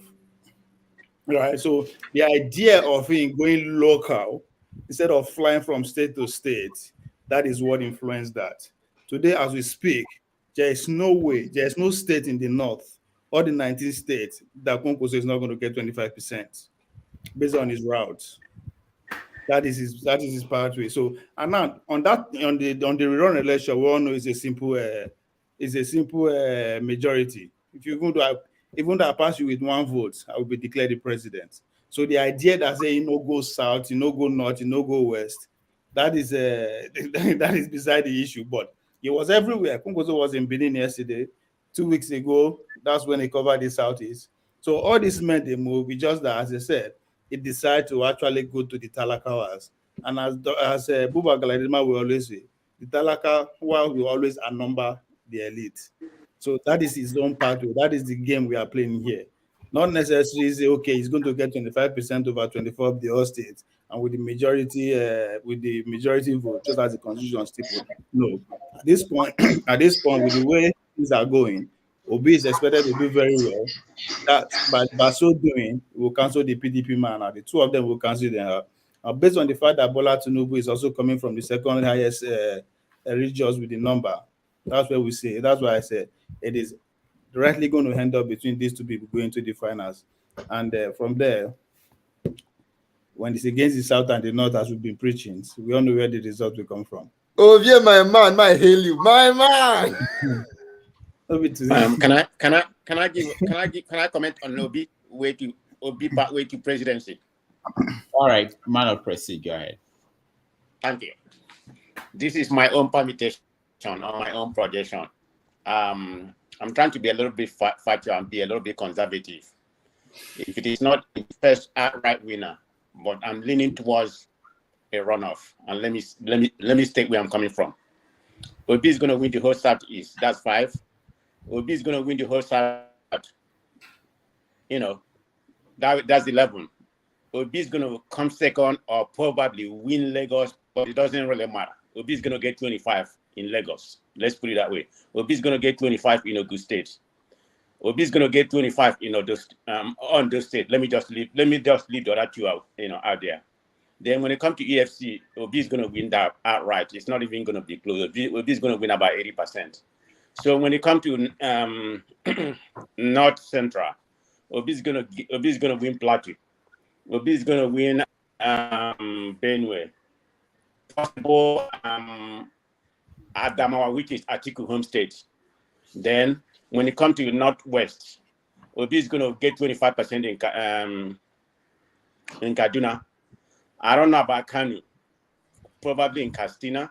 So I'm thinking Obi is going to get about 19 to 20, out of the 24. This is my own projection, okay? But definitely, Obi is going to get the popular vote. And because of the popular vote, you're automatically in the first round. You're automatically in the second round because you have to have the popular vote, or you have the 24 permutation. So Obi is already on the second round. So from there, we go to runoff. Of course, you know what's going to happen. I think it's going to come back home to Obi. So that's how Obi become president. Thank you, everybody. That's wonderful. Who can defend? What party is left? Sure. Anybody here? All right, nobody. That one I try you. Showore party to president is in 2045. So who has if you continue, consistency is matter. If you continue, you start the chance in 2045. Which of these presentations make sense? Well, but I think for man of prestige to agree with me that it is going to second round, that means they are trailing behind us because we've been saying it since immediately after the primaries. Oh, yeah. That's what we'll be saying. That has been our target. How do we get to that? So for them to how can a national movement be aiming for second round for God's sake? You should go out there and win it outrightly. The obedience. Don't be national movement. I know they everywhere again. Okay, let out to take compliments. Don't enter your head. Don't enter your head. It's time to take compliments now. They're happy. You don't enter your head. No, because calm down. We agree say we know this out, but they say that they're everywhere. So why are you open for second round? Go out there and beat everybody outright. Don't be too will I call it too far, or how will I say it? Will it be too confident? Because I know that the last time we had a sample of this poll, I think Obi had the highest vote in 22 and 25% in 22 states, right? Obi is always winning all the polls, he's always What makes you feel that they cannot cross that finish line? No, but I cannot speak for how they will not cross it. I will speak for myself because I know the kind of work we put in. Let me tell you one thing that works against other frontline candidates. The major problem is the major thing that works against frontline candidates like Tinubu is that his party likes propaganda, and they fail to understand that this time they are dealing with youths. There are some people who are just on their phone. Once you put on anything, they just find something they use to counter it. And the more you lie and people find out, the more you lie and people find out. There will be a time you tell me the truth, I believe it's a lie. But Austin, what is more propaganda than to say that the obedience is a national movement? No. Is that not a propaganda? Now, that's the first thing. Now, let me talk about what you just said now. Generally, you will see it's a national movement because it has bits of obedience in all the states somehow, even if they are small. Most of those who, when I say they are small, I mean come to the north, like in the northwest. Maybe for example, let's say Sokoto, for example, some states, you may have just few of them. But most of these states, we have people who are conservative, traditional. We know that this is the kind of government we want. Like those who vote for PDP or APC, they know that these are the elites we have always known and will stay there. So that's why I say they are conservative. But if you want to say it's a national movement, it's not far from the truth because you have a bit of each of these people, each of their obedience in most of the households you see throughout the nation. So that's why I can think so. You're right. Okay. Let me give you something about the polls. We have them. It's a problem with them all. The sample space doesn't represent our voting margin. In a place like the first world, when you take a poll, the sample space tends to relate with the. But in all these polls, you really do not get the right sample space, and the demographic don't compete. So at the end of the day, if you pull from the internet, what you're going to get is going to be different from what it's going to be if you pull from motor tax. Don, I've had this before. Did you look at the methodology of the polling companies before you said this? Are you just saying that what everybody's repeating? I've looked at it. I thought that they were not doing what you were saying was right. But if you look at their methodology, it made sense too. And apart from that, I think your argument is based on the number of people they sampled, right? I think 3,000 or 4,000, right? And we are thinking of 93,000 voters. Is that true? You cannot sample everybody. Even companies like outside, maybe Nigeria, the United States, and the rest. The best they would sample is 2,000, 1,500 for millions of voters. That is why we call it a pilot study. The point is that who did you sample? Was I biased towards some people? No. If you are not biased, you throw the net randomly, random sampling. You can have a mind of the people from 1,000 people. It's possible. Ovia, let me ask you a question, if you wouldn't mind. No. Let me ask a general question to all of us. Listen, because I don't know why most of us Nigerians, we think whenever it comes to Nigeria, everything is fake, everything is false, everything is because it's from this side. You live in a developed world. They make samples of election.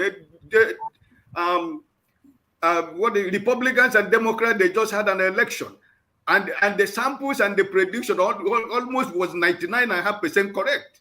So why is the Nigerian owned? Why is the Nigerian owned? Why is the difficulty? This because Obi is leading in every of the samples and every of this thing. What is the problem about us? People do it. They do it in the state where even the man who was the head of DNC campaign, he lost the election in New York where you live. But the Democrat did more than what was expected in the House of Representatives, and that was the figures were coming, and the data were coming, and it was positive for Democrats, Republicans begin to lose because everybody was thinking it's going to be a sweep for Republicans to take the House of Rep in this last election. But it didn't work out, and it was completely seen everywhere. So the one we are doing in Nigeria now, when they do it, they say it's the Labour people or both those people. Oh, their sentiment. Oh, they are for B people. Listen, let us. It's just next week. Election is just next week. And like I said, yeah, somebody is going to win and somebody is going to lose. It doesn't matter what. Tomorrow, Nigeria remains Nigeria, right? So let us not think that the sampling is wrong because it's in Nigeria, but it's good in America where you live. If they make sample in the US, it's good. But when you make sample in Nigeria, it's wrong because your party is not part of it or because you don't like who is the first and second and third. Listen, let's be honest to ourselves. Let's stop playing all this kind of politics. We live in a developed world. They do it everywhere. So and at the end of the day, after the election, you find out that the sampling 99.5% almost every time they come positive. So what is the problem? I don't know what's the problem. Thank you, guys. Thank you, Ike. Let's welcome Kolata. Kolata, welcome to the show. Hey, Dr. Who wants to respond? Me. Ovie want to respond. Ovie, go ahead. You see, talking about the sample, I mean, there are so many reasons that I don't really pay attention to polling, not just in Nigeria, every year in America. At the time that we are in the age of information, there's what they call information warfare. You understand? All these are natural, but if you see, to those who they believe in American polling and all that, there are so many factors that they doesn't go put into consideration. The classical example is that of Hillary Clinton and Donald Trump. Right? Everybody say, oh, Hillary Clinton go win, but they never factored in the decision makers in that poll. Now, in Nigeria, where we say we don't know how many will be, right? So we don't know how many be, where the voters are actually going to say. State like Ondo State, where we say Akure and Ondo are almost two big cities. Where's your sampling coming from? Is this going to be from Ondo or is it going to be from Akure? And these people might not necessarily vote the same way. Kano has about 44 local governments. When I take samples for Sabongere, for instance, I think that represents what everybody in Kano is saying. So Ovie, are you saying this because you know that's what they did, or are you saying this because you assume that's what they did? That's what they did. I mean, did you check their methodology? I do. I did. Which one? Even when they say they no go the inner, when they say they no go the main metropolitan cities, they go the inner city. I follow them. I follow. Okay, I'm just trying to. The next year sampling, the person gave the criteria for sampling that they sampled in both rural and urban areas in all the local governments and even the states. So they didn't consider. They put few locations from those states, people rural location from those states and sample it. Not all. Now, can you repeat that again? Maybe let me get what you said. I say not all local. Okay, let's again. I pick Kano as an example. Not be all 44 local governments of Kano and then go. Of course, do they up there? Must they go all the 44 local governments? No, maybe 1/3 of it. But they didn't do that. They picked like 2 or 3 localities from Kano, not necessarily Kano capital, but 2 or 3 urban, semi-urban towns and sample them. I think in that sampling, they also took into consideration the size of the voting population. So if, let's say, in the South, you have lesser vote compared to the, let's say, Northwest, they will take more people from the Northwest compared to the South. That was what they also factored out. So the voting population was taken and the positions were also taken, except the person did not explain, did not tell us exactly what they did. But if this is what they saying, that was what they asked. Because I remember Shehu asked the question, what was the criteria? How did you select these people? And all these things were being said, except I know here I'm fine. But from what I heard, that is what they did. That's what I think. All right. Hold on, guys. Let me work. Okay. Let me see. Austin, go ahead. Austin N. Before we go to Kolata. Go ahead, Austin N. Personally, I've been taking interest on Ovie because Ovie and all the politics is confusing me. Data collection, because it is matter of data collection, and in data collection, nobody collects every element. You pick and choose, and when you pick properly, you get the right thing. And you remember that every sample you must have the margin of error. like now, after Trump's incident, it became a lexicon, the Trumpian situation. Now, before polling, you will remember that nobody was giving Obi any chance in the northern part. But today you have given him some percentage in the north. And there is something about this polling. I'm not giving any percentage in North. It's not good to get 25% in any of the northern states. None. Okay, that's good. That's a good one. I love hearing that today. I'm recording that. So about polling has been going on for since 2011, and we have been having controversies, and polling has been helping us. And I remember somebody leaked something that Erofai came out last week because their own party pool came out and they saw that they weren't where they're supposed to. So they needed to come and stir the water. So if political parties do their own polling and they work with it, but when other polling agents and polling companies bring out, they politicize it. So we should know when politics is coming into it and when facts are being regarded or disregarded. So those of us living in the Western world, and when we see data collection and we just politicize it, we might be doing it in the name of politics. But at the same time, are we also being fair to our certificates and our learnings? All right, thank you, Austin. Ralph, and then Kulata. Go ahead, Ralph. So I think everybody keep falling for the same trick all over again. OVA did the right thing in the beginning, and then now he's reverted back to the chaos agent. Why I call him chaos agent? OVA told you OVA is a Republican. When you start bringing facts that threaten his territory, he will switch back to his true nature. Now, OVA said in the beginning that obedience is not a national movement. He used that to attack obedience. I didn't say anything. I kept quiet, right? And then he will now start countering himself, which is always hilarious to see. Like, my guy, which side are you on? And that's how Republicans act here. You just allow them to be moved on a straight line. Allow them speak. Within their own time talking, they start doing this. It will just going around in a circle, and they start attacking themselves. And then, no, I didn't say this. And my guy, on this show, I'm not going to go into the polling in Nigeria. Let's leave that one aside, since that one is too big for your brain to handle. On Dr. Damage's show, and on your own show that you did on our politics, people from the north came from northern Nigeria, different parts of northern Nigeria, came and talked about Peter Obi being popular in other parts of Nigeria, right? Yes, awesome. So you are here contesting polling, but people who live in Nigeria, in other parts of Nigeria, talked about people in other parts of Nigeria, know about Peter Obi. They are excited about Peter Obi. I don't know which language you want to hear it in, whether you want to hear it in Hausa, in Kanuri, in Fulani, I don't know. But you will still come here and then be attacking and then be throwing bullets and be doing this. And I'm like, what do you gain? No. I did not interrupt you. You keep doing this thing. I don't know why. Calm down. It's okay. Stop. I don't know where you're going. I know it's good for the chat room. The people will be throwing bullets at you, and I know you'll enjoy that. But why do you just enjoy this where you start here? And you started good today. I was praising you that look at you being the political correspondent, asking the right questions. You did the political permutations about how the election will go. I didn't have anything to contest that with. I don't know if it will work that way, but I was like, hey, look at OVA. This is the OVA can be this person. And then all of a sudden, the Republican OVA will just come out. Ta-da-da. Oh, obedience. I want to just cha-cha. Like, why?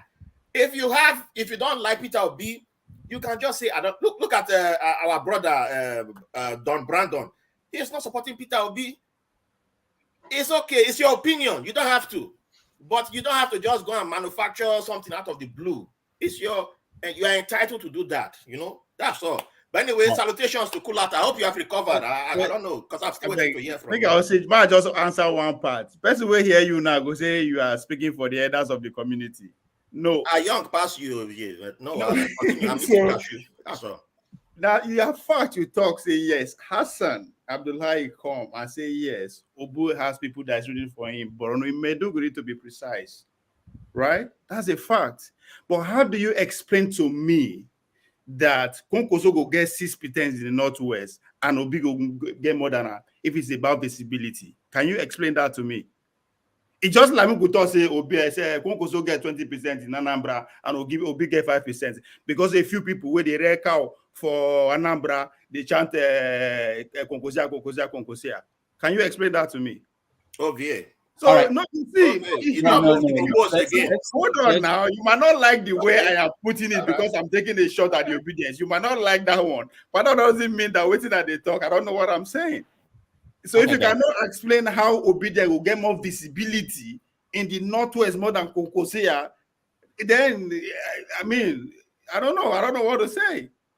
So you don't have to like the way I'm presenting it, right? With my aunties or whatever, but that doesn't mean that what I'm saying, they are not truth or facts to what I'm saying.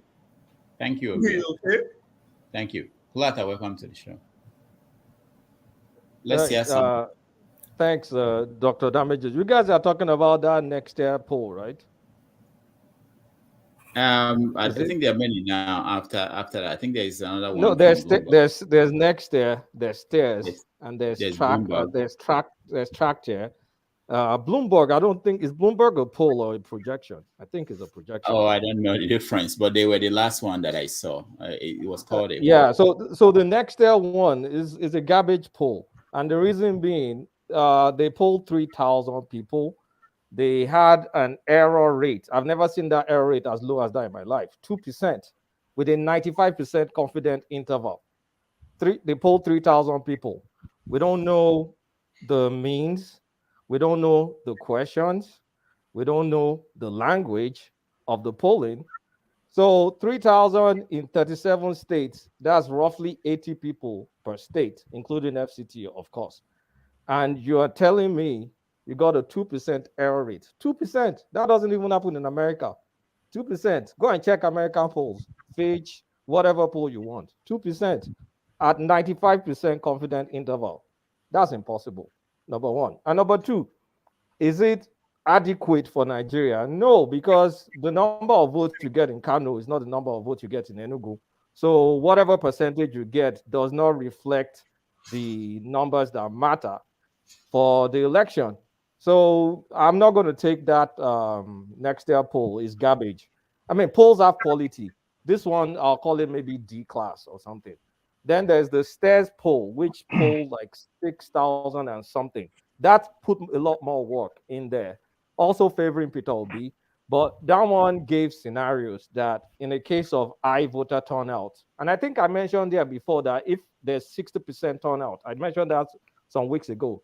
They too alluded to 60-something percent. If it's 60-something percent, Obi will win the election. If it's a low voter turnout scenario, Tinubu will win the election. And they showed like they had a lot of silent people that did not respond to their questions, silent voters. And they did some analysis to determine that most of the silent voters, people that are not responding, they actually prefer Tinubu candidacy. So maybe people are ashamed to admit that they're supporting Batified, like many people, that some people know. So that makes sense to me, because if we have like massive turnout, that means it's an election that we've not seen the type before. So if we're seeing something like 60%, 70%, then you know Obi is going to have a good night.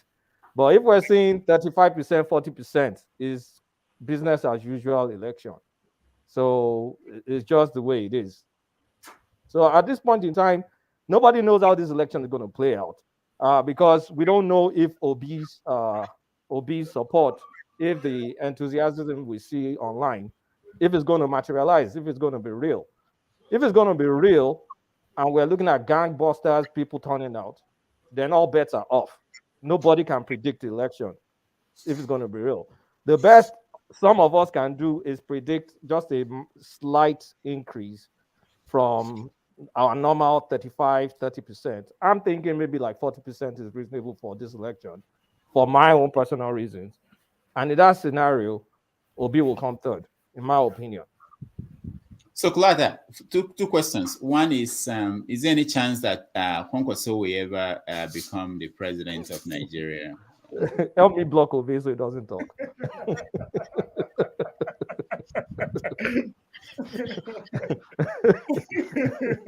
No, Rudolph. This is my opinion. So these are not facts. This is just Kulata's opinion. In my opinion, Kwankwaso is a distant, very, very distant fourth. Okay, but it's my opinion. Yeah, last time we spoke, we were worried about students, whether students will be able to vote. And Yes. that's a change that happened in the last 1 week, which was that they Yes. are closing the universities. So how is that changing your estimations and permutations? Rudolph, I think is neutral. The reason being is neutral is now they said students will go home for 3 weeks, but then again, there's no money. So many people don't have money to go back home. So what do you make of it? Do they have money to stay on campus? Kulata, do you know the highest number of those students are from Kano State? Yeah, don't worry. Kwankwaso for president.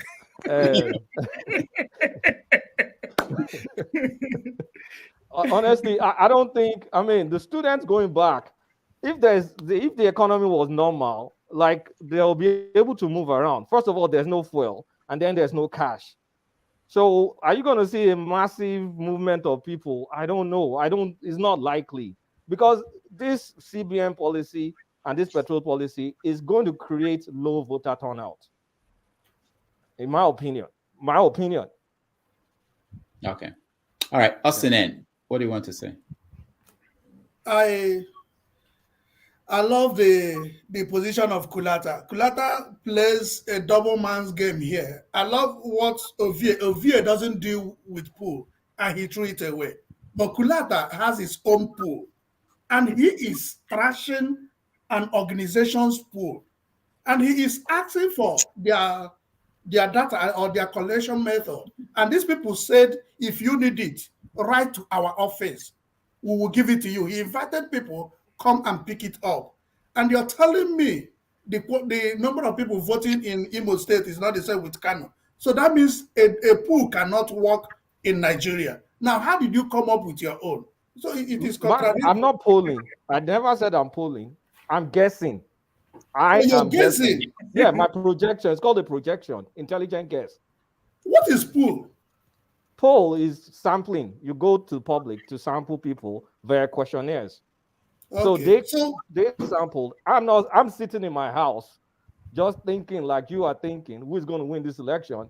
And I get numbers and I play around with numbers to give me, because I don't like feeling something. I want to see the numbers play out. And I start projecting what's the best case for Obi, plug-in numbers.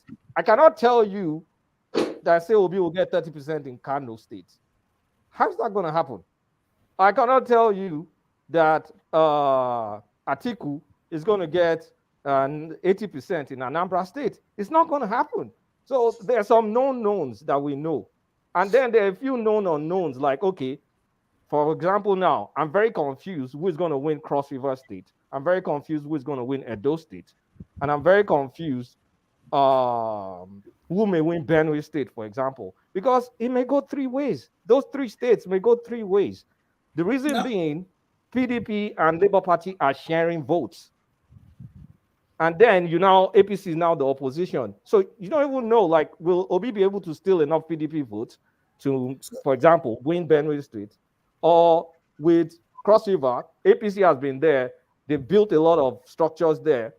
Will the traditional PDP state, combined with the state votes that Obi will steal in Cross Rivers, will they be able to sum out Tinubu votes? Well, Tinubu votes may be 35%. Then the remaining 70%, how do they divide it? You don't know. Man, you must be a deity to be this convinced with your speculation. And it's my speculation, is mine. Yeah, with your speculation, you must be a deity to hold it so tenaciously and at the same time cast away an organization that went into field to do something. Is my opinion. Yeah. I've never seen 2% error rates.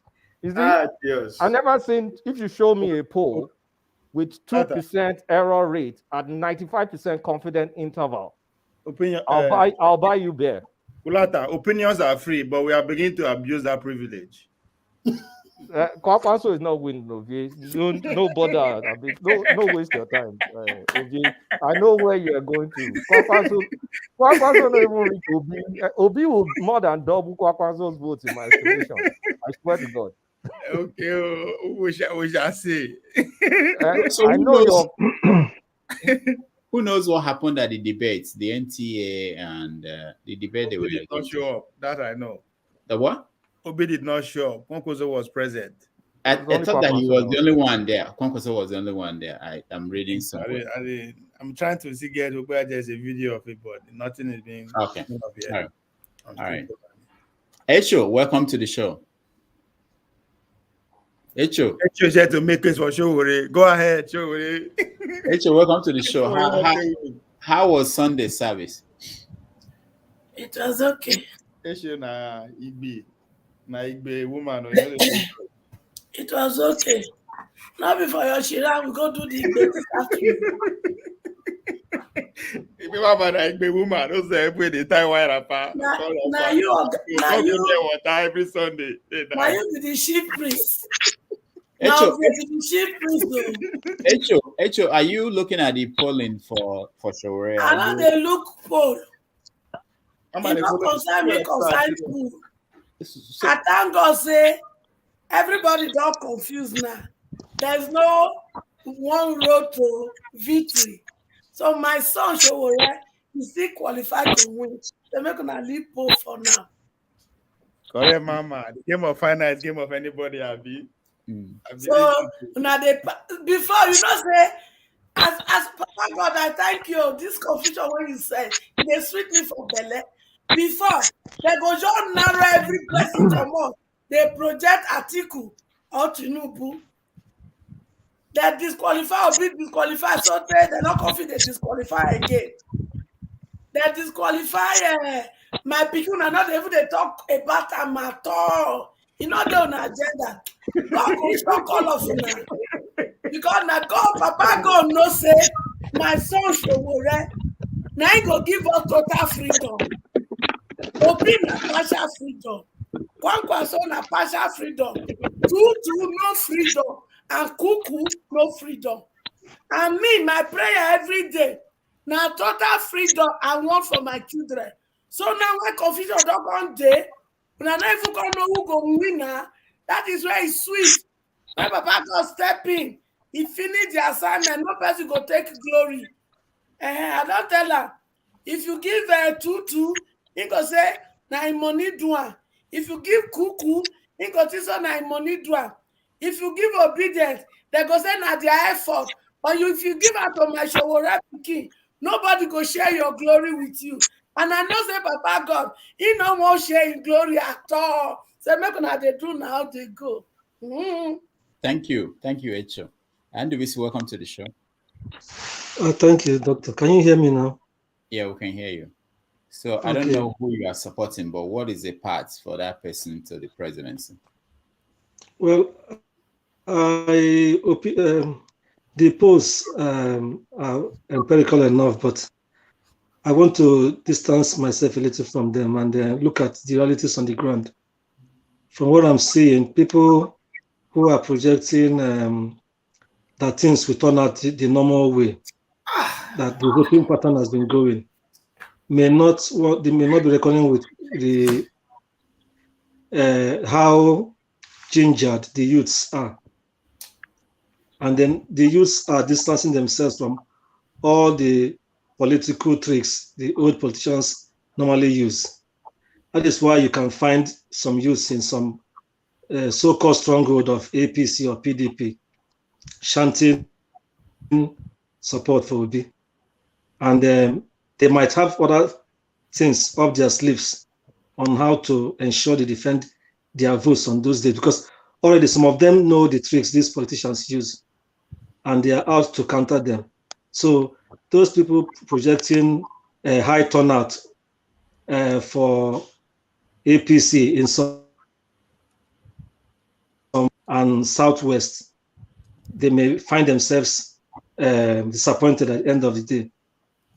Besides, the trouble in Nigeria currently is biting hard on everybody, not just now. Not people are just talking about Naira and the fuel scarcity, but we know that there has been trouble, particularly in the last 7 years. So people are not happy, and people are determined to make a cost. They already know that it will be doomed with APC or PDP coming back, and that is why they are following Obi. So that is what I think. But my other concern I have, my other concern is about INEC and the elections, INEC and the security agencies. Those are my biggest concern. Like Ngozika said earlier about voter education on how the beavers work, and people should keep their eyes on the beavers. INEC should use these remaining days to the election to do mass grassroots enlightenment on how the beavers work, because I have my concern that some politicians may have infiltrated or compromised some INEC officials and get their IT boys or girls to get hold of those beavers and manipulate it on election day. Then the security agencies too, that they should do their work properly. They should work and be neutral. The president, I've heard the president say that, oh, nobody is going to win this election, that security forces will do their work properly. The army chief has said so, the police chief has already said so, but I've not seen any concrete order. They've given the security agencies to be neutral and unbiased on the day and ensure that voting materials, voters, and INEC personnel on ground are secured. Because the two things that will determine this election, apart from voting, what will compromise the voting are violence and INEC officials being brought over from the grassroots level to even the national level. All right. So people are already saying that some places beavers may not work. I don't know if it's going to be true, but these are the things that some politicians, because what they usually do is when things are not going in their favor, they will now start their machines, their rigging machines across the country to manipulate things. So we all should put our eyes on INEC and ensure that INEC does the right work. Look at Lagos now. The INEC reg there, I don't know if they have reversed it now. It says it's going to use the Lagos Parks and Garage management personnel to distribute voting materials across Lagos. And we all know that that particular agency is under the APC government in Lagos. So already that is a big red flag for rigging. So that is my concern. Thank you. All right, thank you so much. Let me play this and get some reactions from some of you. It's a concern about something that I don't think we've talked about, how you actually win this presidency. Let's watch. Whole idea around the 2/3 majority of local governments as required. Yes, if you can put out the table there, this is very important. We must move away from what happened in a highly contested elections like this. It is better, all of us, to know what's required to declare the President of the Federal Republic of Nigeria. If we can have the two tables there, which of course I've also made available to my former to my commission, is very important. First, you need to tell 25%. Now, this is with respect to states. If you look at this table, it is INEC to now deal with this, to come out with the final position. Hold on to this table first. Now, I want to speak to this table.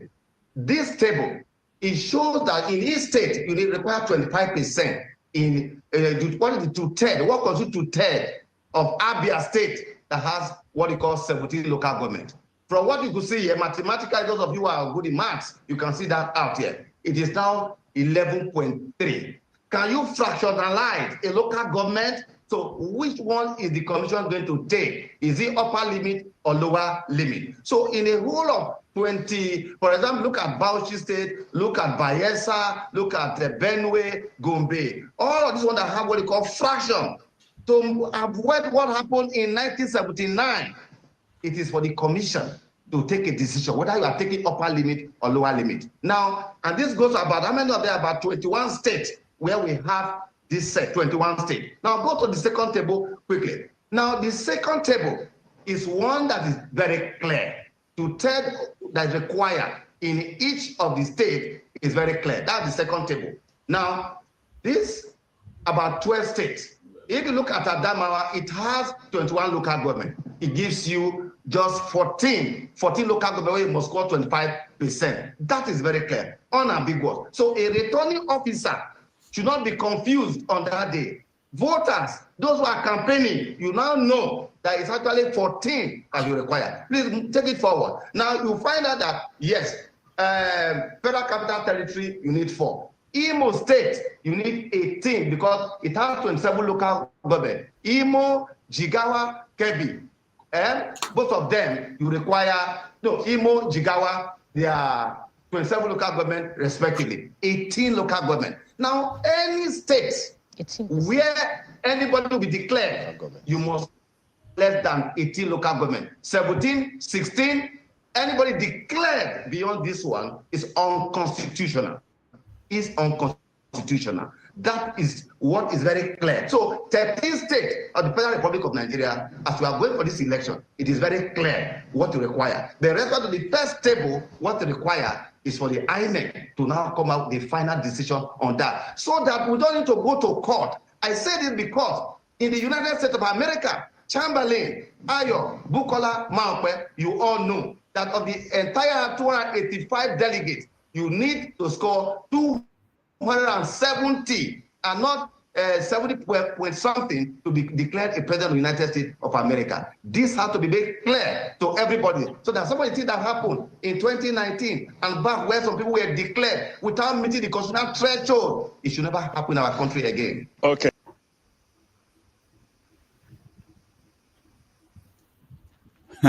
Who was declared president without meeting the constitutional requirements? Who knows? Kolata, do you know? 1979, Shagari. No. Oh, no, he was talking about 2019. 2019. 2019. Yeah, I don't know what he's talking he was about. implying that Buhari did not meet the no, it's saying nonsense. Buhari met the requirements well. I don't even know what that guy is talking about. The fractional local government. Like, come on now. You round up, you round down. What is he talking about? I mean, when you remove room of doubt, I mean, they explain the system, which if you all want to remove the argument of rigging and all this, you have a system. I mean, explain it to the people. Make it clean and clear. No, Kulaka, look at it. He was talking about how you round up the fraction. Do you round up to the, if it's 0.3, do you round it up to make it? You round down. If it's 0.3, you round down. If it's 0.7, you round up. It's pretty straightforward. I think INEC really needs to come out and clear the air on this before the election, because there was another part that was controversial that one of the lawyers had to write to INEC. He says that you must win 2/3 of the states and the FCT. That part was very controversial. Is it that you win 2/3 of the 36 states, then win the FCT to be declared winner, or the FCT is in 2/3 of the states? No. That is one part that I had to look. I mean, when it was being discussed on Channels TV, and I feel INEC also needs to come out and clear the air on it. Because if you say "and" in sciences means when you score 2/3 of the state, you must still win the FCT. Yeah, meaning that means that if that and Austin, is seen as it means that you have to get in 25%. You have to get to 2019, Buhari lost the FCC in 2019. Now, Yeah. that is what I'm saying. That it is a very controversial clause which needs to really be interpreted, because let's say you win all the 36 There is no penalty, man. If let's say you win all the 36 states, if that clause says that it is 2/3 of the states and the FCT, if you win the 36 states and lose the FCT, it means you are not qualified. And that is why the Independent Electoral Commission needs to come out and clear the air on this same clause and other clauses like this one. Because tomorrow somebody may meet the constitutional requirement, but maybe people who are at the helm of affair decide to twist the law in another direction. Austin, that's pretty far-fetched, because it's been interpreted times without number. Most recently interpreted in 2019. So they're not, I mean, with the interpreter in 2019, it's not going to change from that interpretation. Why did It's not not win only this? 2019. That is why you see him even trying to say that maybe somebody was declared winner without filling the constitution. That's why the independent, the umpire needs to come out and say that this is how it is, this is how we have been doing it, and this is how it's going to stay in this election, so that we know how the rules. But you keeping quiet can bring problems tomorrow. All right, let's welcome new people that joined us. The Promise, welcome to the show.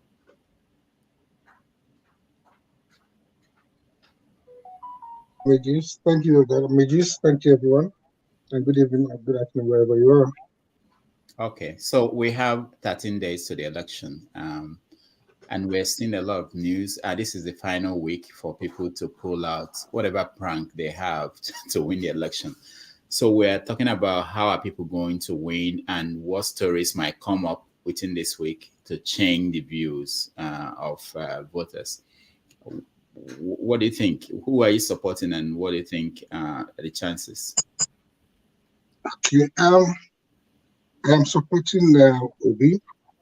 Okay. And going by what we see out there, with what is happening out there, there's a lot of trepidation in the camp of the others.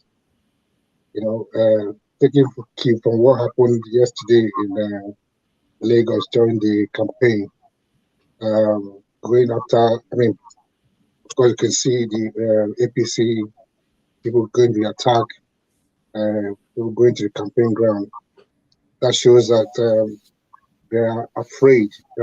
There's so much fear, They already know they are losing. That's my view.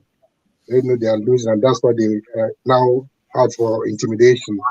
And now using that tactics to intimidate people and scare people from coming out, even to campaign. So I wonder and I fear what's going to happen on the election day. This is what that's exactly the same tactics they're going to use to scare people, to intimidate people, to keep them away from coming to vote or coming out to vote or cast a vote. So, but be that as it may, whatever happens, this election is going to be totally different from what we've always had in the past, because Nigerians are aware now. The youths are out. I see what is what we're seeing right now is like another movement of NSAS. The youths are out for real change, and they're ready to take over their country. I mean, from these criminal elements. So, yeah, that's my view. Thank you, The Promise. Justice, welcome to the show.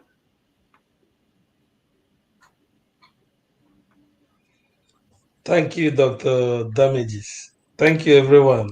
Yeah, Justice. So we're trying to find out who are you supporting and how is that person going to win the presidency? I know. It's my candidates. It's so funny.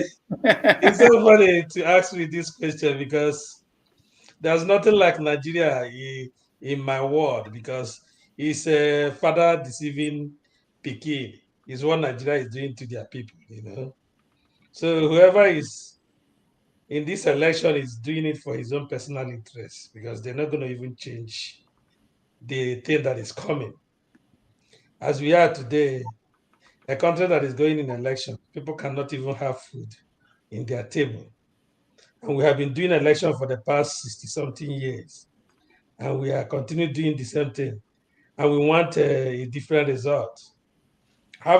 Having said that, if Nigeria want a genuine change, all these youth that are Yahoo that fool everywhere, they are scammers, and they know how to lie. And because Nigeria have given them blanket to commit crime.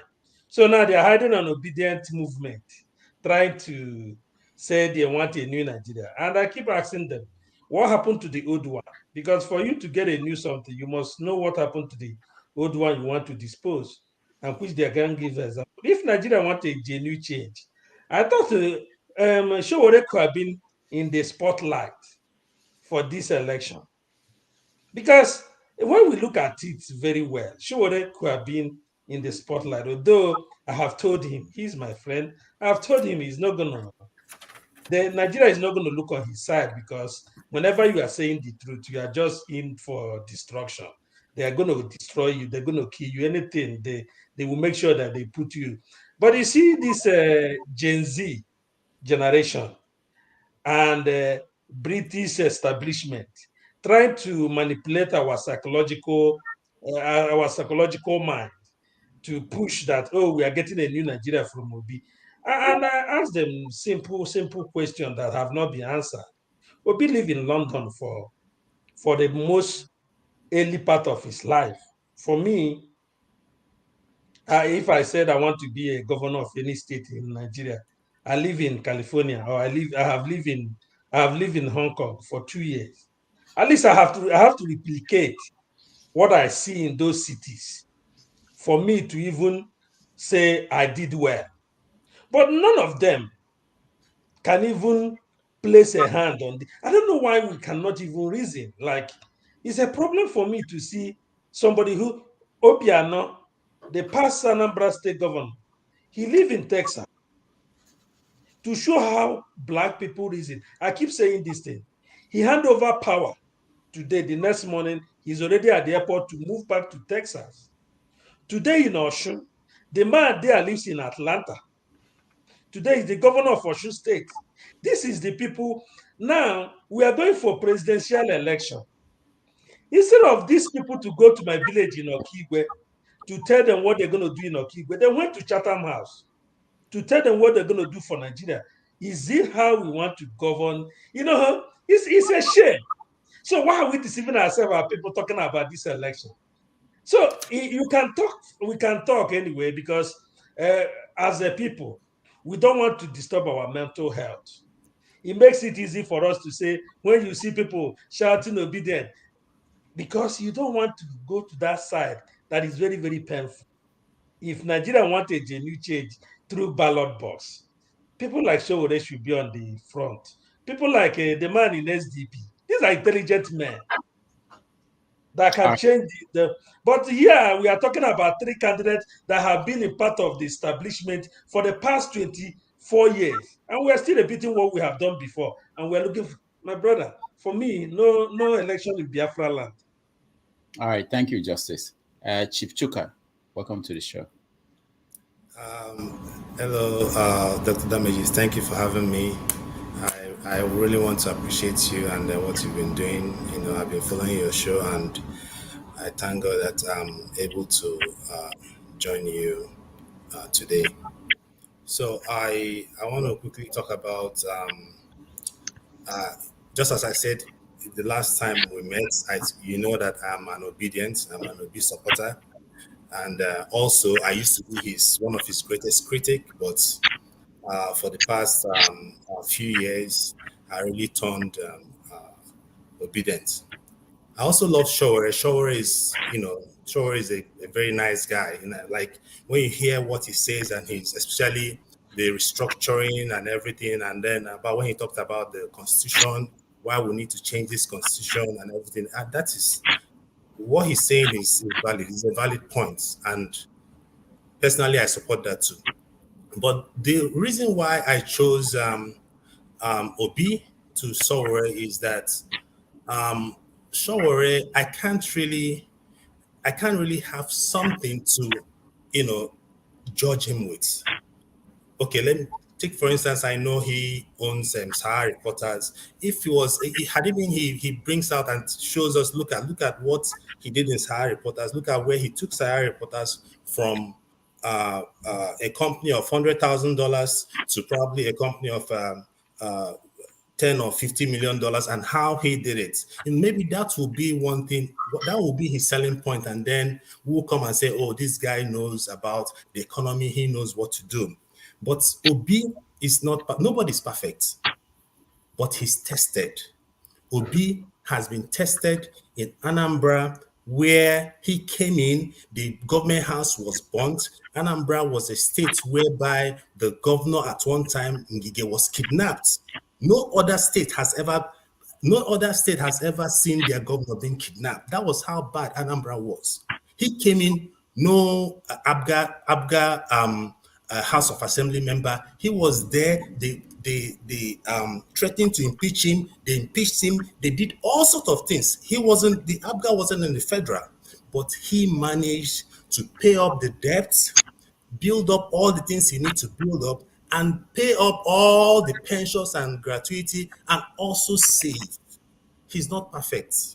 He might be as corrupt as any other, but at least I have something to hold and say, look, I know that this guy, because of what the problem we are facing, I believe that when this guy goes there, he will work he will work as hard as he can to see that there is an improvement. I'm coming to one thing I noticed. I was watching Tinubu's interview. That was, I think, a few days ago. I don't know if it was yesterday. So he was talking about the three of them, three candidates that are available now. Remember, when P2B started, Tinubu never accepted that P2B was a credible candidate. Tinubu didn't see P2B as a candidate. Now, the almighty Tinubu is now saying the three candidates. He doesn't want to say anything, so that they'll steal his ideas. You see, they already know that something is going up. Everybody knows this election is for all of them to win or lose. But I believe and hope that Obi wins. And coming to the main question you asked about this election, about the fraction, I heard I watched the news when the INEC guy was saying that, and it's something we should really think about. And Augustine also mentioned about Abuja. That is a big question, because the INEC, the law says that if you win 2/3 plus Abuja, so nobody's clear. We don't know because if Obi definitely will win Abuja. So if maybe by default or by mistake somebody else wins and don't win Abuja, that is something we have to look in. Maybe INEC, just as Augustine said, INEC has to come out and then give more clarifications on that.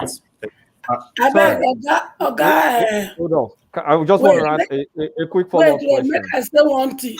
Wait, Oga Chief Chuka, you surprise me well. You surprise me. Say Showore, make he can't give you account. How he take gross Sahara reporter. You know Sabi. Dr. Damage is a product of Showore. Is that not enough? Do you know his what? Keep it real. Is a product of Showore. Do you know her what? God bless you. God bless you, Hecho. Only these two people is what the politician you people are claiming. These are products of Showore. We are not talking of other of his network. And you look at these two people who are doing great by working with Showore before they start their own. And you are here telling me, say, Showore not get any network to provide for you. I bet go re-examine your score brain and not tell that about my son this evening, because you just provoke my spirit now. All right, thank you. Hecho, calm down. Can I respond? Can I respond? No. Hecho, calm down. This one, calm down, beg. Calm down. Who is saying calm down? Rudolph, I want to ask a question to the obedience in the house. Yeah, Kulata, go ahead. Yeah. For the people that are supporting Obi, do you see Obi as a visionary or just a pragmatic leader? How do you see him? Is he a visionary or a pragmatic leader? Okay, let's hear from Chuk. Unmute yourself, Chooks. I have great respect for you. You are. I've seen some of your interviews and everything, but I think they always accuse obedience as being the ones that are bullied, that want to talk down on you and everything. But you are here not saying that something is wrong with my brain. I don't take offense anyway, but I just want to put it out there. So what I meant was, let's take, for instance, I believe Dr. Damages is here in the US, I think New York City. I stay in New York City too. When Trump was coming to become the president, his selling point was he was talking about his business, how he grew his business and everything. I'm not saying that Sowore should come and tell us, how account. No. That's not what I'm saying. That's what I'm saying. But what I'm saying is, if you are talking about Nigeria is a country you have to talk about. We are talking about the economy. We are talking about security. We are talking about so many things. If you're going for a job interview, for God's sake, you have something you hold. I say, look, I did this. I have this McDonald's store. I grew it from 1 store to 3 store. Like that. Those are the selling point. And I told you that I do like the man. That I don't have anything wrong. I'm a Sowore supporter also. So that is where I'm going. I'm not saying that.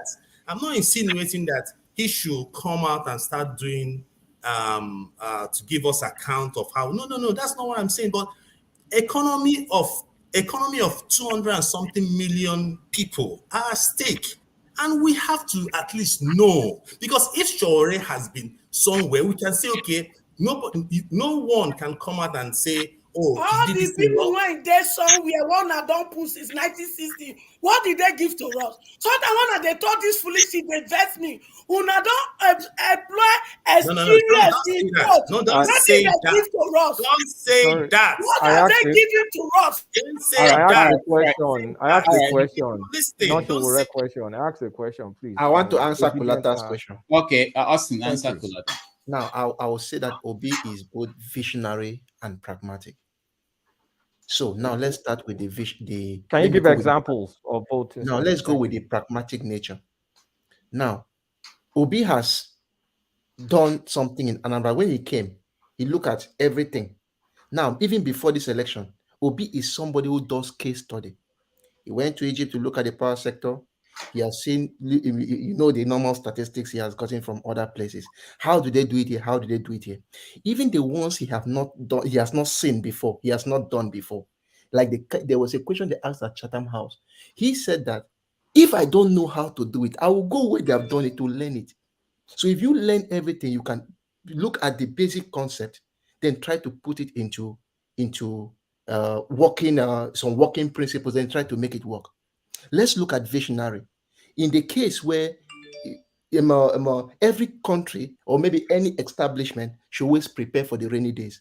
We saw how he saved money to prepare for the rainy days in Anambra. It is how they call him. Obiano came, may have used the money for something, I don't know. But generally, every human being, a father in a house, you should always keep some money in case my child falls sick, or you need to put some things in place. Okay, look at, there was one thing he also said, which was very important. He built I don't know how they call it, a finance unit for the Anambra state government. They asked him that your IGR did not increase much, but Obiano increased it. He replied by saying that, yes, it did not increase much because I laid the foundation.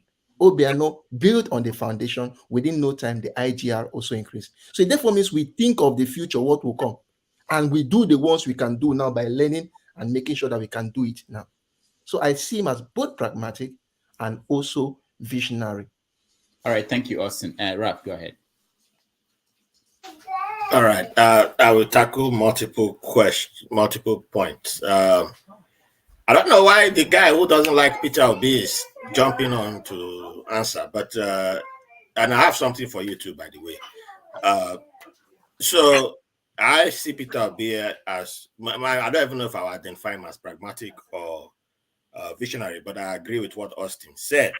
And for me, it was after he talked about when Adiola was trying to trap him in an interview, and he mentioned going to Egypt and Morocco, and he spoke to one issue that I have with most of our people, where we are always looking at China. You want to go and look at Dubai, or you go and look.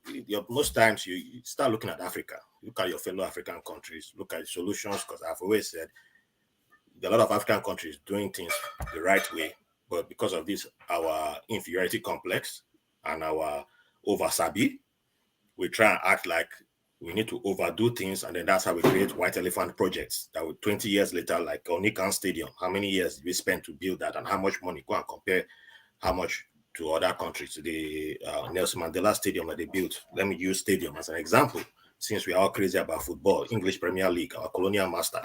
So, yes, the guy talked about ports. I've not seen anybody, Showore included, so Showore will get angry, start getting angry now. Everybody included, talk about the ports, how you utilize your ports like Morocco did. Morocco has the best ports in Africa, right? Peter Obi went to Morocco to ask them, how you guys making your ports work?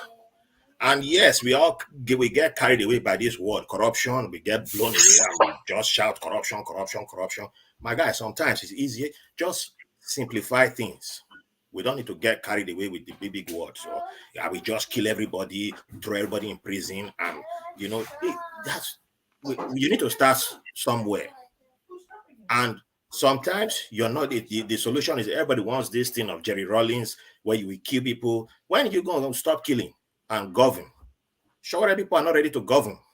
You enter there and then you now realize that you have to govern, and then you're overwhelmed with the system. And then Nigerians turn on you. What happens then? So I'm sorry, that's why I don't have time for sure people. And for my brother who says no election will happen. Facebook reminded me yesterday of a note I wrote in 2014. Guess the first person to comment, Simon Ekpa, and he was laughing with me that new Nigerian, we're laughing about Nigerian politicians and all that. And then today, Facebook reminded me of another thing Simon Ekpa and myself were laughing about on Facebook over 10 years ago. I've known Simon Ekpa since 2007.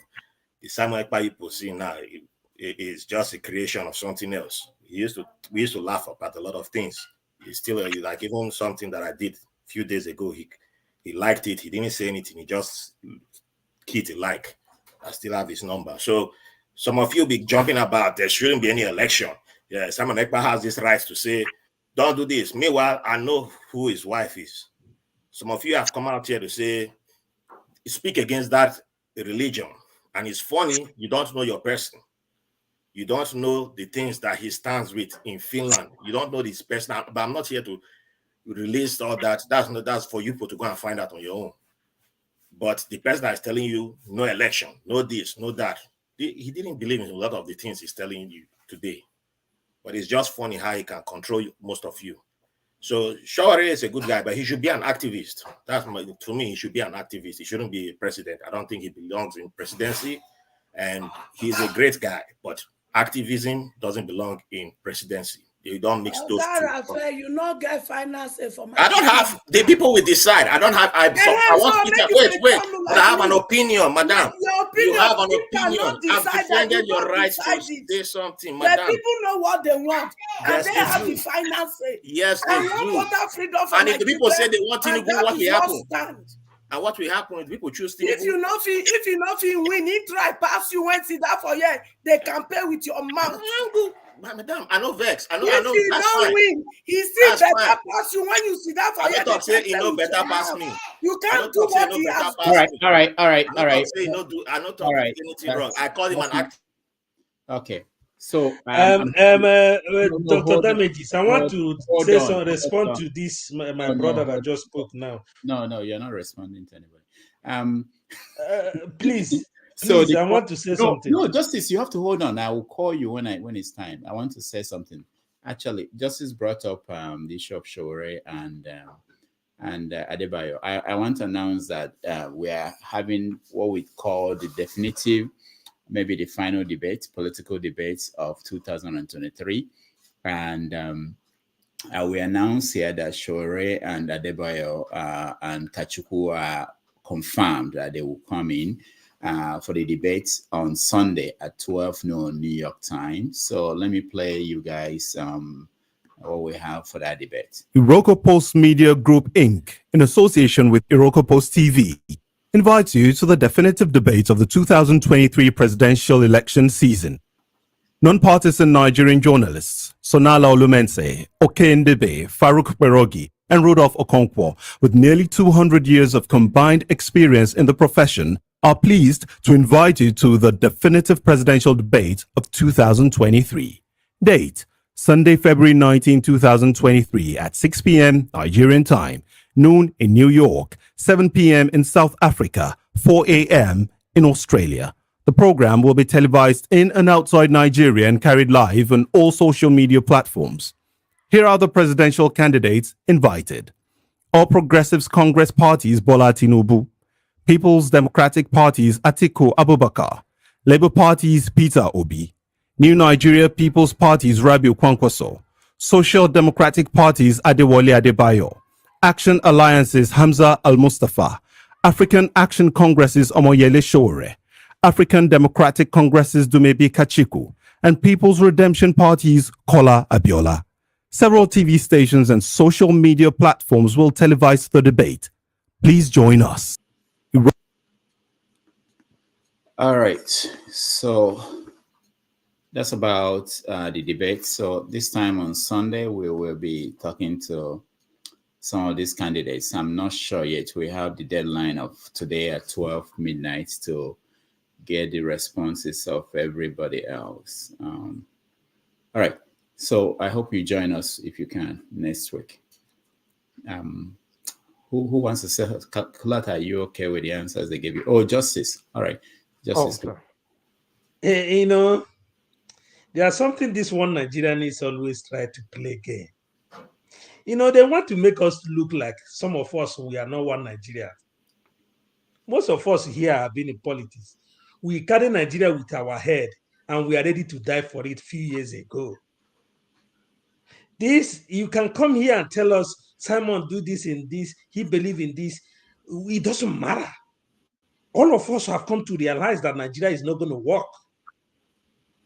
Because you were born, now you are 40-something years old. Nigeria have not even changed a little bit. And you are here coming to tell us Peter Obi's have a vision. Do you know what is vision? Go and read, go and know what is vision. At least it's the show already build a platform today. Everybody is now using online platform to send their news. Show was the starter. And you here telling me, trying to say that narrative that we don't know who Simon Ekpa is, we don't know his wife, is bullshit. Because I don't know why you are bringing those things. Because you come and tell me that Obi have a vision. Obi don't have a vision. If you compare Obi with visionary, he ruled Anambra for 8 good years. Go to Anambra, you will not see any single of his legacy. What kind of vision is that? People have vision for like 20, 30 years. What they will put on ground will sustain whatever they have with vision for the next 30 years. But only one tenure, the whole thing will crumble. And you call that person a visionary? You must be kidding, man. People build America. Washington has still, their name is still here because they were founding fathers. Their vision are still driving this nation up to tomorrow. So what are we talking about? So when you want to blackmail people because of their past or what Nigeria is a breed criminality. And to survive in that environment, you must show the atom of being a criminal. That's how you survive Nigeria. Because if you can't tell me in Nigeria, even Peter Obi, why did he agree that he put money in Pandora paper? He accepted it.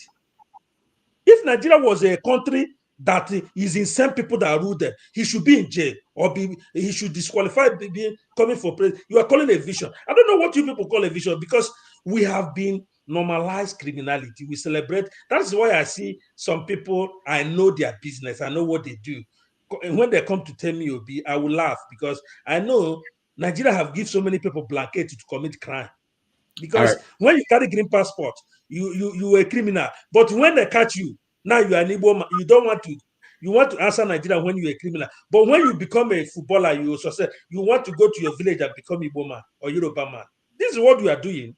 Let's stop deceiving ourselves, please. Justice, thank you. Okay, go ahead, Ron. Yeah, okay. I want to bounce. So I know my brother he don't really have any point to make because I was just waiting for it. But all I was hearing was, I get it. You're militant when it comes to Sowore. I hear you. I supported Sowore in 2019, but that was a mistake, and I can admit it publicly. But take it how you feel. If you support somebody and you can't take you can't take criticism, then it's the same thing people say about obedience, right? And so I don't know what to even tell you guys, but it's so funny to me. You are saying it's not about my criticism. brother, It's not about hold on. why should you I bring didn't his interrupt you, wife? right? Why should you I bring didn't his wife? interrupt you. Why should you mention his wife? Oh, Simon Ekpa. Well, tell Simon Ekpa Raphael Harry. If you ever talk to him, tell him Raphael Harry. Tell him that you spoke to Raphael Harry. And if he tells you something else, that's fine. But he knows who I am. I give my full name. You know, it's not Raph the Conqueror. It's Raphael Harry. So I'm not hiding from you. I'm not telling you. I'm not saying you are hiding. You can put anything you know about Simon on the public domain. I have told you. I'm not doing that. You are the You one. can't put it on the public domain. Someone Someone now is a public, and that's not a sign of a matured person. If you keep interrupting me, so let me finish. Anyway, Kulata, I will respond to you. Sorry, I'm reading two things at once. So, if you are going for Nigeria cannot stand as one country, then stand on that. But if you are going with Shaware, then stand on that too. You don't because two of them don't. It's like mixing oil and water. I don't know which one you want to be on. I believe if I'm going on my one, if I want to say I don't believe that Nigeria cannot stand. There was one time I was like, oh, Nigeria cannot stand, but it didn't make sense because I didn't have a pathway to say Nigeria cannot stand. Everybody would just scatter to where, and I couldn't back it up. That's why I had to come back to a path and say, how do you fix it? And I have to come back to a functioning government. And I have started taking back my words.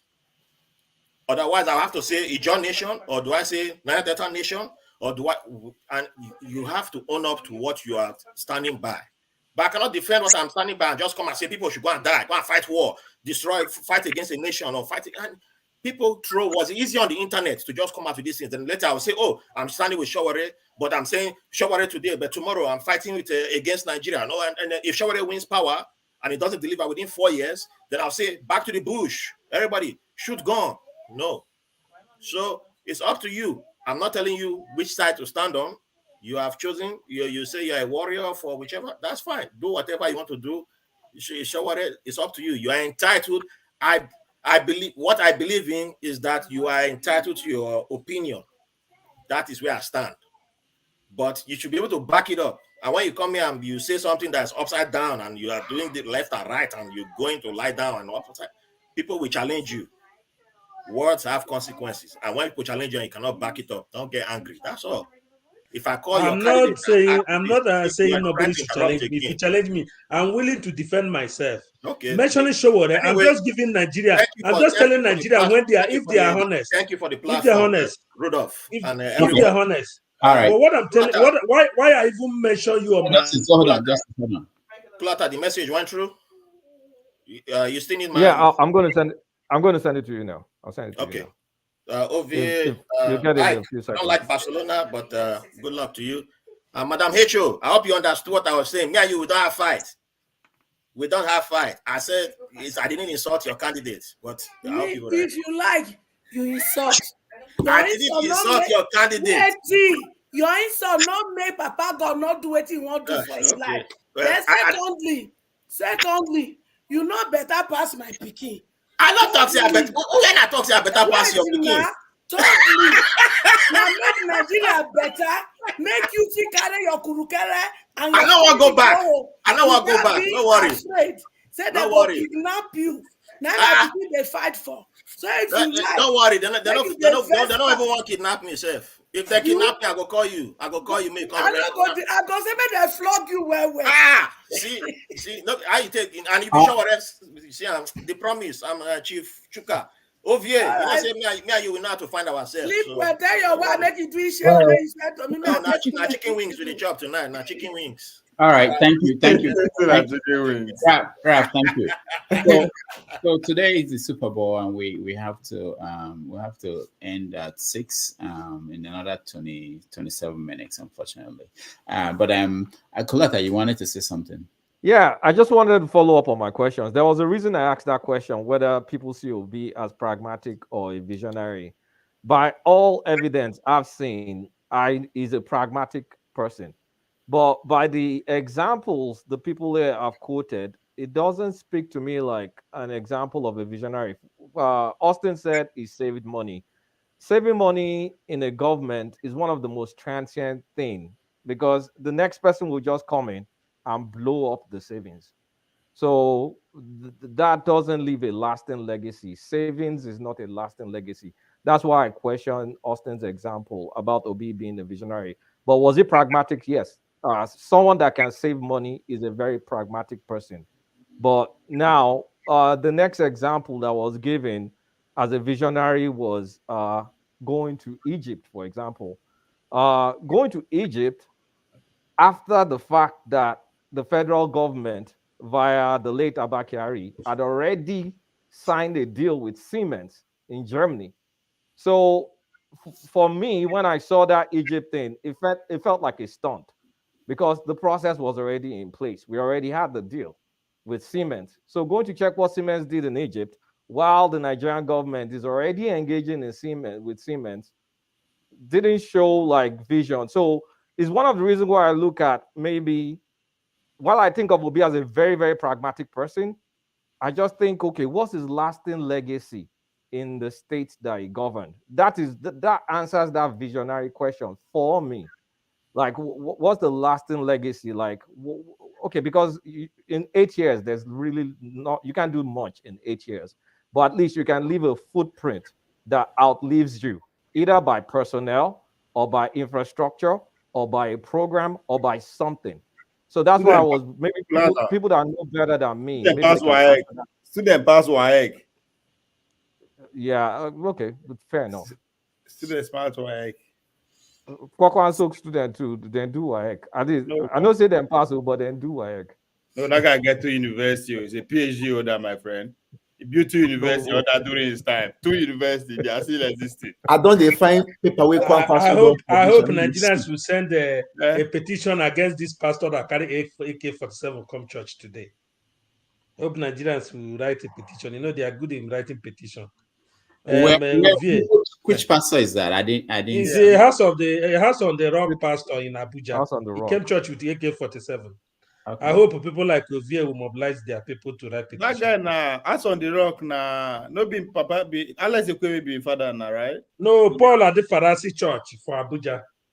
Yeah, the guy Abuja pastor branch. Yes, he came with the AK-47. So when people are saying people who are seeking for their freedom and violence, pastors are supporting them. So let everybody get ready to write the petition. You know, when people open their mouth, they can talk, but when it comes to action, everybody now become hypocrites. All right, let me play this so that we can talk about the final weeks of the campaign. What are they doing, and what do we expect? Because for too long in this country, we have allowed people to come, tell us one thing, and when they go into office, they do another thing. We can no longer take it. You either do what you tell us, or please, you leave our office, so we can hire somebody else. Daddy and I, all your country has done in the past 20 years is to produce insecurity, to produce poverty, to produce joblessness, to produce armed strife, fuel scarcity, or one form of suffering or the other. Daddy and I are promising you that we will secure and unite Nigeria. We will secure and unite Nigeria. We will ensure. No matter how many brick and mortar of steel and metal, how many concrete you put around, how much of it that you build. If you don't build successful generation of leaders that will follow you, you are failed. And that is what we must send what we must drive, what we must communicate to the current generation of leaders. I'm very proud. I am a talent hunter. I hunt for good talents of Nigerians.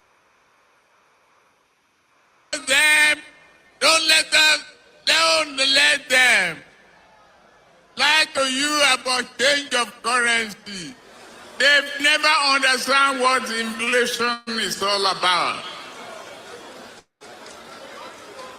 They never understand what money laundering is all about. They never understand keeping our currency in the dark corner of their room.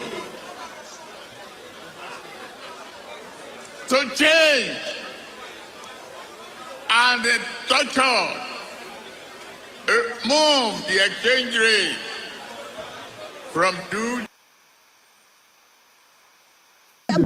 Bola Ahmed Tinubu was famously, shown to say the Bala Balu. No, that's something I can't understand. Is there no other way to say that? No. But if he sleeps, it's okay. True. It's not true. What is true then? Doctored. It was doctored. It was doctored. You do I'm realize... telling you, it was doctored because we showed the real original video clip on TVC. Why would and you... then it was broken into snippets and thrown on the social media. All right. So 13 more days. All these things will be over. And maybe we'll get our lives back. I like the guy Cap, So what are you expecting? Do you think there's anything that will drop that will change the outcome of this election? I'll start with you, Ike. We're rounding up now. So everybody, Ike, I'll go that way. Thank you, Dr. Damik. Listen, I think this 13 days that is remaining, we are in for more surprises. I did say it in this your platform and the other platform I used to be. I told them that this election, we have not even seen the worst of what is going to happen. These 13 days is going to be more than what you have been hearing since they started campaign, because this is the last week of the last fight. And every of them are positioning themselves of how to put down one other person or the other. But I think personally for myself, I think 85 to 90% of Nigerians has made up their mind who they're going to vote. And I think that I believe that the election is going to go on and is going to be free. Nothing is perfect. I sincerely believe that there's going to be, complaint here and there, but I don't think that is going to be the situation that will affect the general conduct of the election. And also, I think that the security agencies, they have a lot of work to do. This remaining 13 days, my brothers and sisters, is going to be hot in Nigeria politically. Midnight game. People are going to dig out so many things you never think about. This 13 days that is remaining, Nigerian politics, African politics, a lot of things is going to take place. But the thing is this, at the end of the day, on 25th of February, if God keep each and every one of us alive, election will come and it will go, and we remain Nigerians. And no matter whoever you support, I am obedient, and I cannot, even if you put a gun on my head, I'm an obedient, and I want a new Nigeria, and I want it through P2B. It doesn't change anything. If he doesn't win, I'm still a Nigerian, and Nigeria continues. If Kwankwaso wins, we all will still celebrate that, because all we're talking about is that we don't want to see APC or PDP near the Asorok. It doesn't matter who wins. It doesn't matter for me personally who wins. But as long as these two political parties that has kept us in bondage for 20-something years, with their criminal structure they talk about, when they talk, they say they have structure. Listen, and I don't care who wins. So whether wins, glory be to God. If the SDP man wins, glory be to God. But the CPDP and APC, this is just every day I pray. This is my prayer. None of these two political parties should go near power anymore. So I think Nigerians have taken that position. So listen, let us remember that we are Nigerians. We are neighbors. We are friends. We are colleagues. After this election, we shall be Nigerians. Okay. So thank you and God bless you. We'll see some other time. Thank you. Thank you so much. On Sunday, right? On Sunday, yeah, we have the debate on Sunday. Why is my candidate not there yet? What is your problem? Oh, it's his problem. Well, we know by midnight today. We know whether he is coming. Okay, you have to try to make it possible because I know you don't want him to come to We your channel, invited everybody. All the Huh? people we invited everybody you saw there. So if they come, it's up to them to decide. Okay, is Kwankwaso coming? That's the incoming president now. All right. The promise. You're next. Okay, thank you, Dr. Damages. All right, so well, just like Ike has said, the next 13 days is going to be going to see a lot of things. Activities are going to heighten up. Political parties definitely they're going to play their utmost game to see that they win or do what they can to either defame the other party or positions and all that stuff. But what the die for me, I think the die is already cast. Those who will vote, and people who are going to vote have already decided. They've made up their minds who to vote. Because we only have just 13 days, so already the die is cast. I mean, come 20 and the 25th of February, we all know who wins. But I hope and I pray it will be. Just like Ike said, I don't want to see a situation where it is Tinubu or PDP or Atiku. That's what I always say. Now, if that be the case, Nigeria is not moving forward. We are going to be worse than where we are today if any of these people wins. Okay. So that's fine. Chief Chuka, is there anything that could happen that will make you change your support for Obi within these 13 days? No, I don't think anything will make me change my support. Probably maybe if he comes to maybe turn around and support Shawore, I'll support Madam H.O. with Shawore. So maybe that will make me change my mind. But however, responding to the comments on the video you posted, you can see how Bola Tinubu was talking about he made people, and you also showed a video of someone he made that was lying blatantly in our faces about Dr. Tape and people talking about Bullion Van Mistro. That are the people he made. So that is his legacy, So I think one thing I should encourage everybody is just to stay safe and let's not box ourselves for all these things that the election will come and go, and we'll still remain Nigerians and forge ahead. Whoever wins, I just pray that the PDP and APC doesn't. If Sowore wins, fine, better. We'll support him. So I think that's just it. All right, Justice. What do you expect to happen in the Southeast? Let me narrow it down for you because your interest is in the Southeast. So what do you expect will happen there in the next 13 days? And how will that? Because hold on, let me finish. The election is not just people on who are running for office. It's not just Obi and Atiku and Tinubu. Also, your own group, the people who are saying no to Nigeria, you're running. You are in the ballots in a way, in the sense that whatever the outcome is has implication for you and what you believe in. So what do you think will happen what do you expect to happen in the Southeast in the next 13 days? What I expect, I don't want any Nigeria conducted election in Southeast, in any Biafra region. That's what I expect. And because we have done the same thing all over and over again, and we have not achieved any different result. And like you said, every action have a consequence, and we want to take it upon ourselves to tell Nigeria that we are sick and tired of all this whole nonsense, because these are not how human beings should live. I know some people don't like it, but I tell them that they should understand that what it takes is courage of few to win for many. Because right now we are trying to go to election, but people that you want to count their vote, for example, Obi come from the east, and Obi expecting 7 million votes from the eastern part of Nigeria, but people were massacred in Enugu, which will be the part of which are the numbers he's supposed to count upon, and he never make to condemn people who carry that act. And these people, you want me to support them?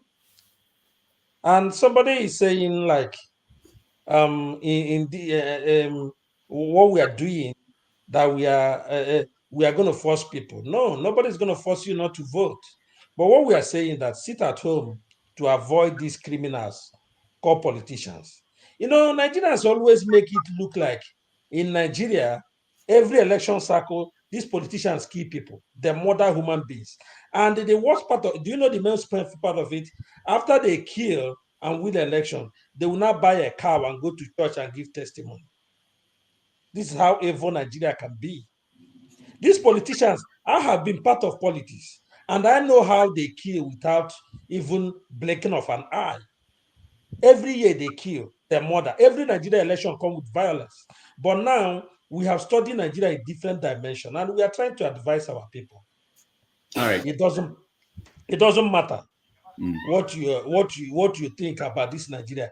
You want to save your life, because right now in Nigeria, guns are in wrong hands. The military you are relying upon is a criminal in the night. In the day, he carries gun as a military. The kidnappers have gun. ESN have gun. Gun is everywhere. To save your life, All right. stay in your house and leave these people. They are evil. That's what we are expecting. Thank you. Thank you, Justice. Echo, what are you expecting? For those when this I insult people, are they sorry? But you don't go come here, come they look my face, they tell me say my pikin never do anything. I'm not gonna take them from you. I'm not expecting anything. I'm not expecting the old order to stand. I'm expecting a new order to stand. It is either we get a total freedom through my son Showore, or we get a partial freedom through OP. Either way, one of it will stand. As far as the old order is concerned, it is a no, no, no. All right. Thank you, Echo. Aklata, you're next. 13 more days. 13 more days. Okay, what do I expect? It depends. From Atiku's camp, I expect him to ramp up his sense of momentum. You can notice in the past 2 or 3 weeks, it kind of like ratcheted up some momentum. He gained some momentum based on some of these issues, but then he tried to supersize it by saying they're going to be releasing people that will be jumping ship every single day, by saying Obi is talking to Obi and he's talking to Kwakwanso. So it's faking momentum. It's just trying to fake an air of invincibility. So I expect him to do like a few more. What do they call that thing in NFL? Hail Mary. Okay. Do a few more. but you don't do Hail Mary if you are winning. It's not for those who are winning. It's not winning. I don't think it's winning. That's what I'm saying. Okay. For the Tinubu guys, I expect them to force some unity that is not really united, and they've already started that. I think after Tinubu and Buhari spoke, was it 2 nights ago or something? You'll notice something very, very weird. In the Kebbi rally, Malami was in Kebbi rally. Malami, that Bayo Nonuga was still calling public enemy number 2 a few days ago. You now see Malami and Tinubu campaigning together. It looks so odd. It looks incredibly weird. So I feel Tinubu's outburst has kind of like put everything in the open, and they have to now force some form of unity from now till election, because obviously it does appear some people don't want Tinubu there. Let's not lie. So, but his outburst just put everything on the table. Worry they had to address it head on. So you're seeing some form of fake unity thing going on. From Peter Obi's space, I don't know what to expect. He's done his best. Can he go back and campaign in the north? That's where he's weak. He's very weak in the northwest and the northeast. Those places you don't campaign in a few months. Like you need to win their hearts and minds. It doesn't happen in its campaign cycle. Yeah, it takes a long investment in those areas. If he can go back there and campaign, I wish he can go there and campaign and wish hearts and souls without having those numbers there. And because if he's going to have like very ridiculous numbers in the northwest and the northeast, then we don't need to expect what's going to happen. So I wish him luck. Kwakwanso, I also wish him luck. I hope he doesn't sell out to anybody. Who are you worried that he might sell out to? I mean, Kwakwanso, look, the problem with everybody thinks he will sell out to Atiku, but Atiku has messed him up twice. You know, Atiku is a very shady guy. Atiku is very depleted. Atiku has disappointed Kwakwanso twice. Because, you know, Kwakwanso gave Atiku Kano votes last 2019, which was not enough. You remember that outsized rally that Atiku had with all the red caps? That was Kwakwanso trying to help him. Atiku disappointed him then, has done it twice. So I don't expect Kwakwanso. Initially, I used to think Kwakwanso will eventually sell out to Tinubu. But the way I'm looking at it, I don't think he's going to sell out to anybody again. So they have a reverse course. I think Kwakwanso will go to election. But I mean, what is Kwakwanso going to do? The same thing. He cannot expect votes in the South. Is he going to do a miracle and get votes in the Southeast, South, and the Southwest? It's impossible. So Kwakwanso, I don't know. He tried. Maybe next time. That's how I see it going on. Unfortunately, Nigerians are going to understand their country in these elections. You guys think things have changed? You will understand that it is us. We elect our leaders. It's not by accident that we have the leaders we have. And the status quo is not changing. That's my prediction in 2 weeks' time. It's either APC or PDP. I'm sorry. We tried. We tried. All right. Thank you so much. I'll see you next. I think Ovie will catch you for road too. But I don't see a lot to change in the next 2 weeks. I think the best I know that Peter Obi will somehow be moving with his town hall meeting from state to state, moving from north to south within the next 2 weeks. But there's one thing I want to advise my friends in the APC. Look, Muna no green me Tinubu talk. Me no they talk. When I just keep on somewhere behind. Because the more he talks, the more he loses points. So that's just the whole thing. Just prevent him from talking. Because if you allow him to talk too much, I'll tell every day where he talk, people they vex. Because even his supporters will not even know what to sometimes Papa go disgrace you, Papa, I better go sit down first. So that's just the whole thing. Then for Atiku, I don't know, he's playing really a very silent game. I don't know whether he's going in front or going behind, but I know he's going to be tough in that direction. For my Oga Kwankwaso, I still wait for the PhD. I don't understand how the thing they go. But I know that I don't expect a lot to change within these days. If there should be any significant change in anything, the only thing I would advise is stop Tinubu from talking. And before I forget, Oga Rudolfo, if Tinubu come rally next week, come debate next week, you know that I go bath naked. That may be the surprise. If he come next week, he might surprise the whole world and just show up, I am just telling you. If he shows up, hey, Jesus Christ of Nazareth. We wait for him. If he shows up, I give everybody watching this platform $100. $100. No, I'm telling you, Kulata, I'm telling you, you know this is a kind of bet where you know that you must win. If you show up, Obi go queue up to go ask question. So yes, well, the next 13 or 14 days, I kind of go with Mr. Ike. We're saying that more surprises. Any day you wake up, expect something, either for your candidate or against your candidate. Anything will happen. Talking there, we're going to see a lot of ox trading. You understand? The rumor don't they are there. They say Atiku they try send ex-generals, ex-head of state to go back Konkoso to Lule for them, but don't work. Tinubu's that will see make move. Easy get room. We also make because last all of them go understand say now Kokoso Naio the key to Asu Rock. So all of them will try to do whatever into. So a lot of us trading, and Oruma also has it that it was due to the information where the CBN people don't get the APC don't already they move their logistics in terms of cash into various states. That make them pull up these tons within the pool. What am I trying to say? Money that will be spent between now and that election night will be more than what they don't spend for the last 3 years. That's exactly what you are going to. You think will happen as it go on.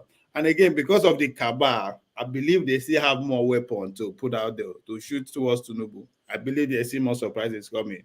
Now it depends on how the reaction will be from the other side. This is just me, thinking ahead. It might not be like that, but there's a high possibility. And if it's a missile that will cause a lot of obvious damage, they might feel first to postpone the election, just like the way Goodluck did because of insecurity. They postponed for like 2 weeks. It's also a strategy too.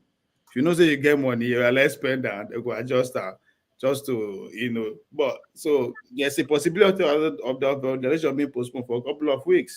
Rumor has it that Tinubu then can be asked for like 4 weeks, but it could just be a rumor. But will they benefit from a postponement? Who will benefit more? The big party will benefit more because they still have the resources, they still have the bar, still have the logistics everywhere. All right. Sorry, I forgot to mention. Expect some action from CBN in the next few days. Yeah, so a lot can still happen. All right. Thank you so much, Ike. Thank you so much. There's no money. People are hungry.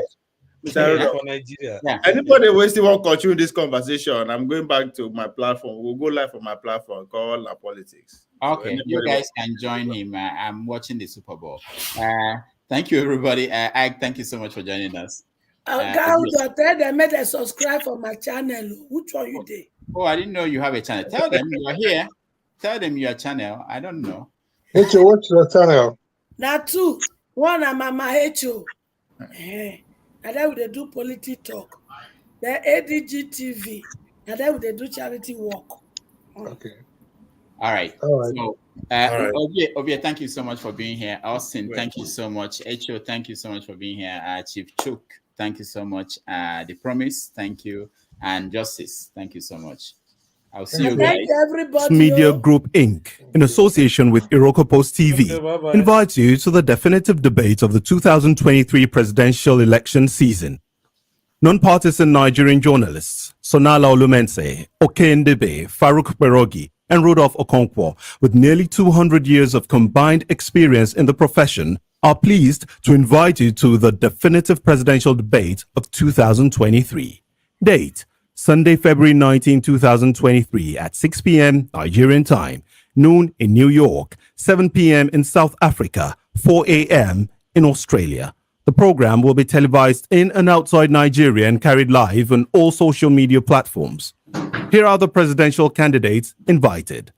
All Progressives Congress Party's Bola Tinubu, People's Democratic Party's Atiku Abubakar, Labour Party's Peter Obi, New Nigeria People's Party's Rabiu Kwankwaso, Social Democratic Party's Adewale Adebayo, Action Alliance's Hamza Al-Mustafa, African Action Congress's Omoyele Sowore, African Democratic Congress's Dumebi Kachiku, and People's Redemption Party's Kola Abiola.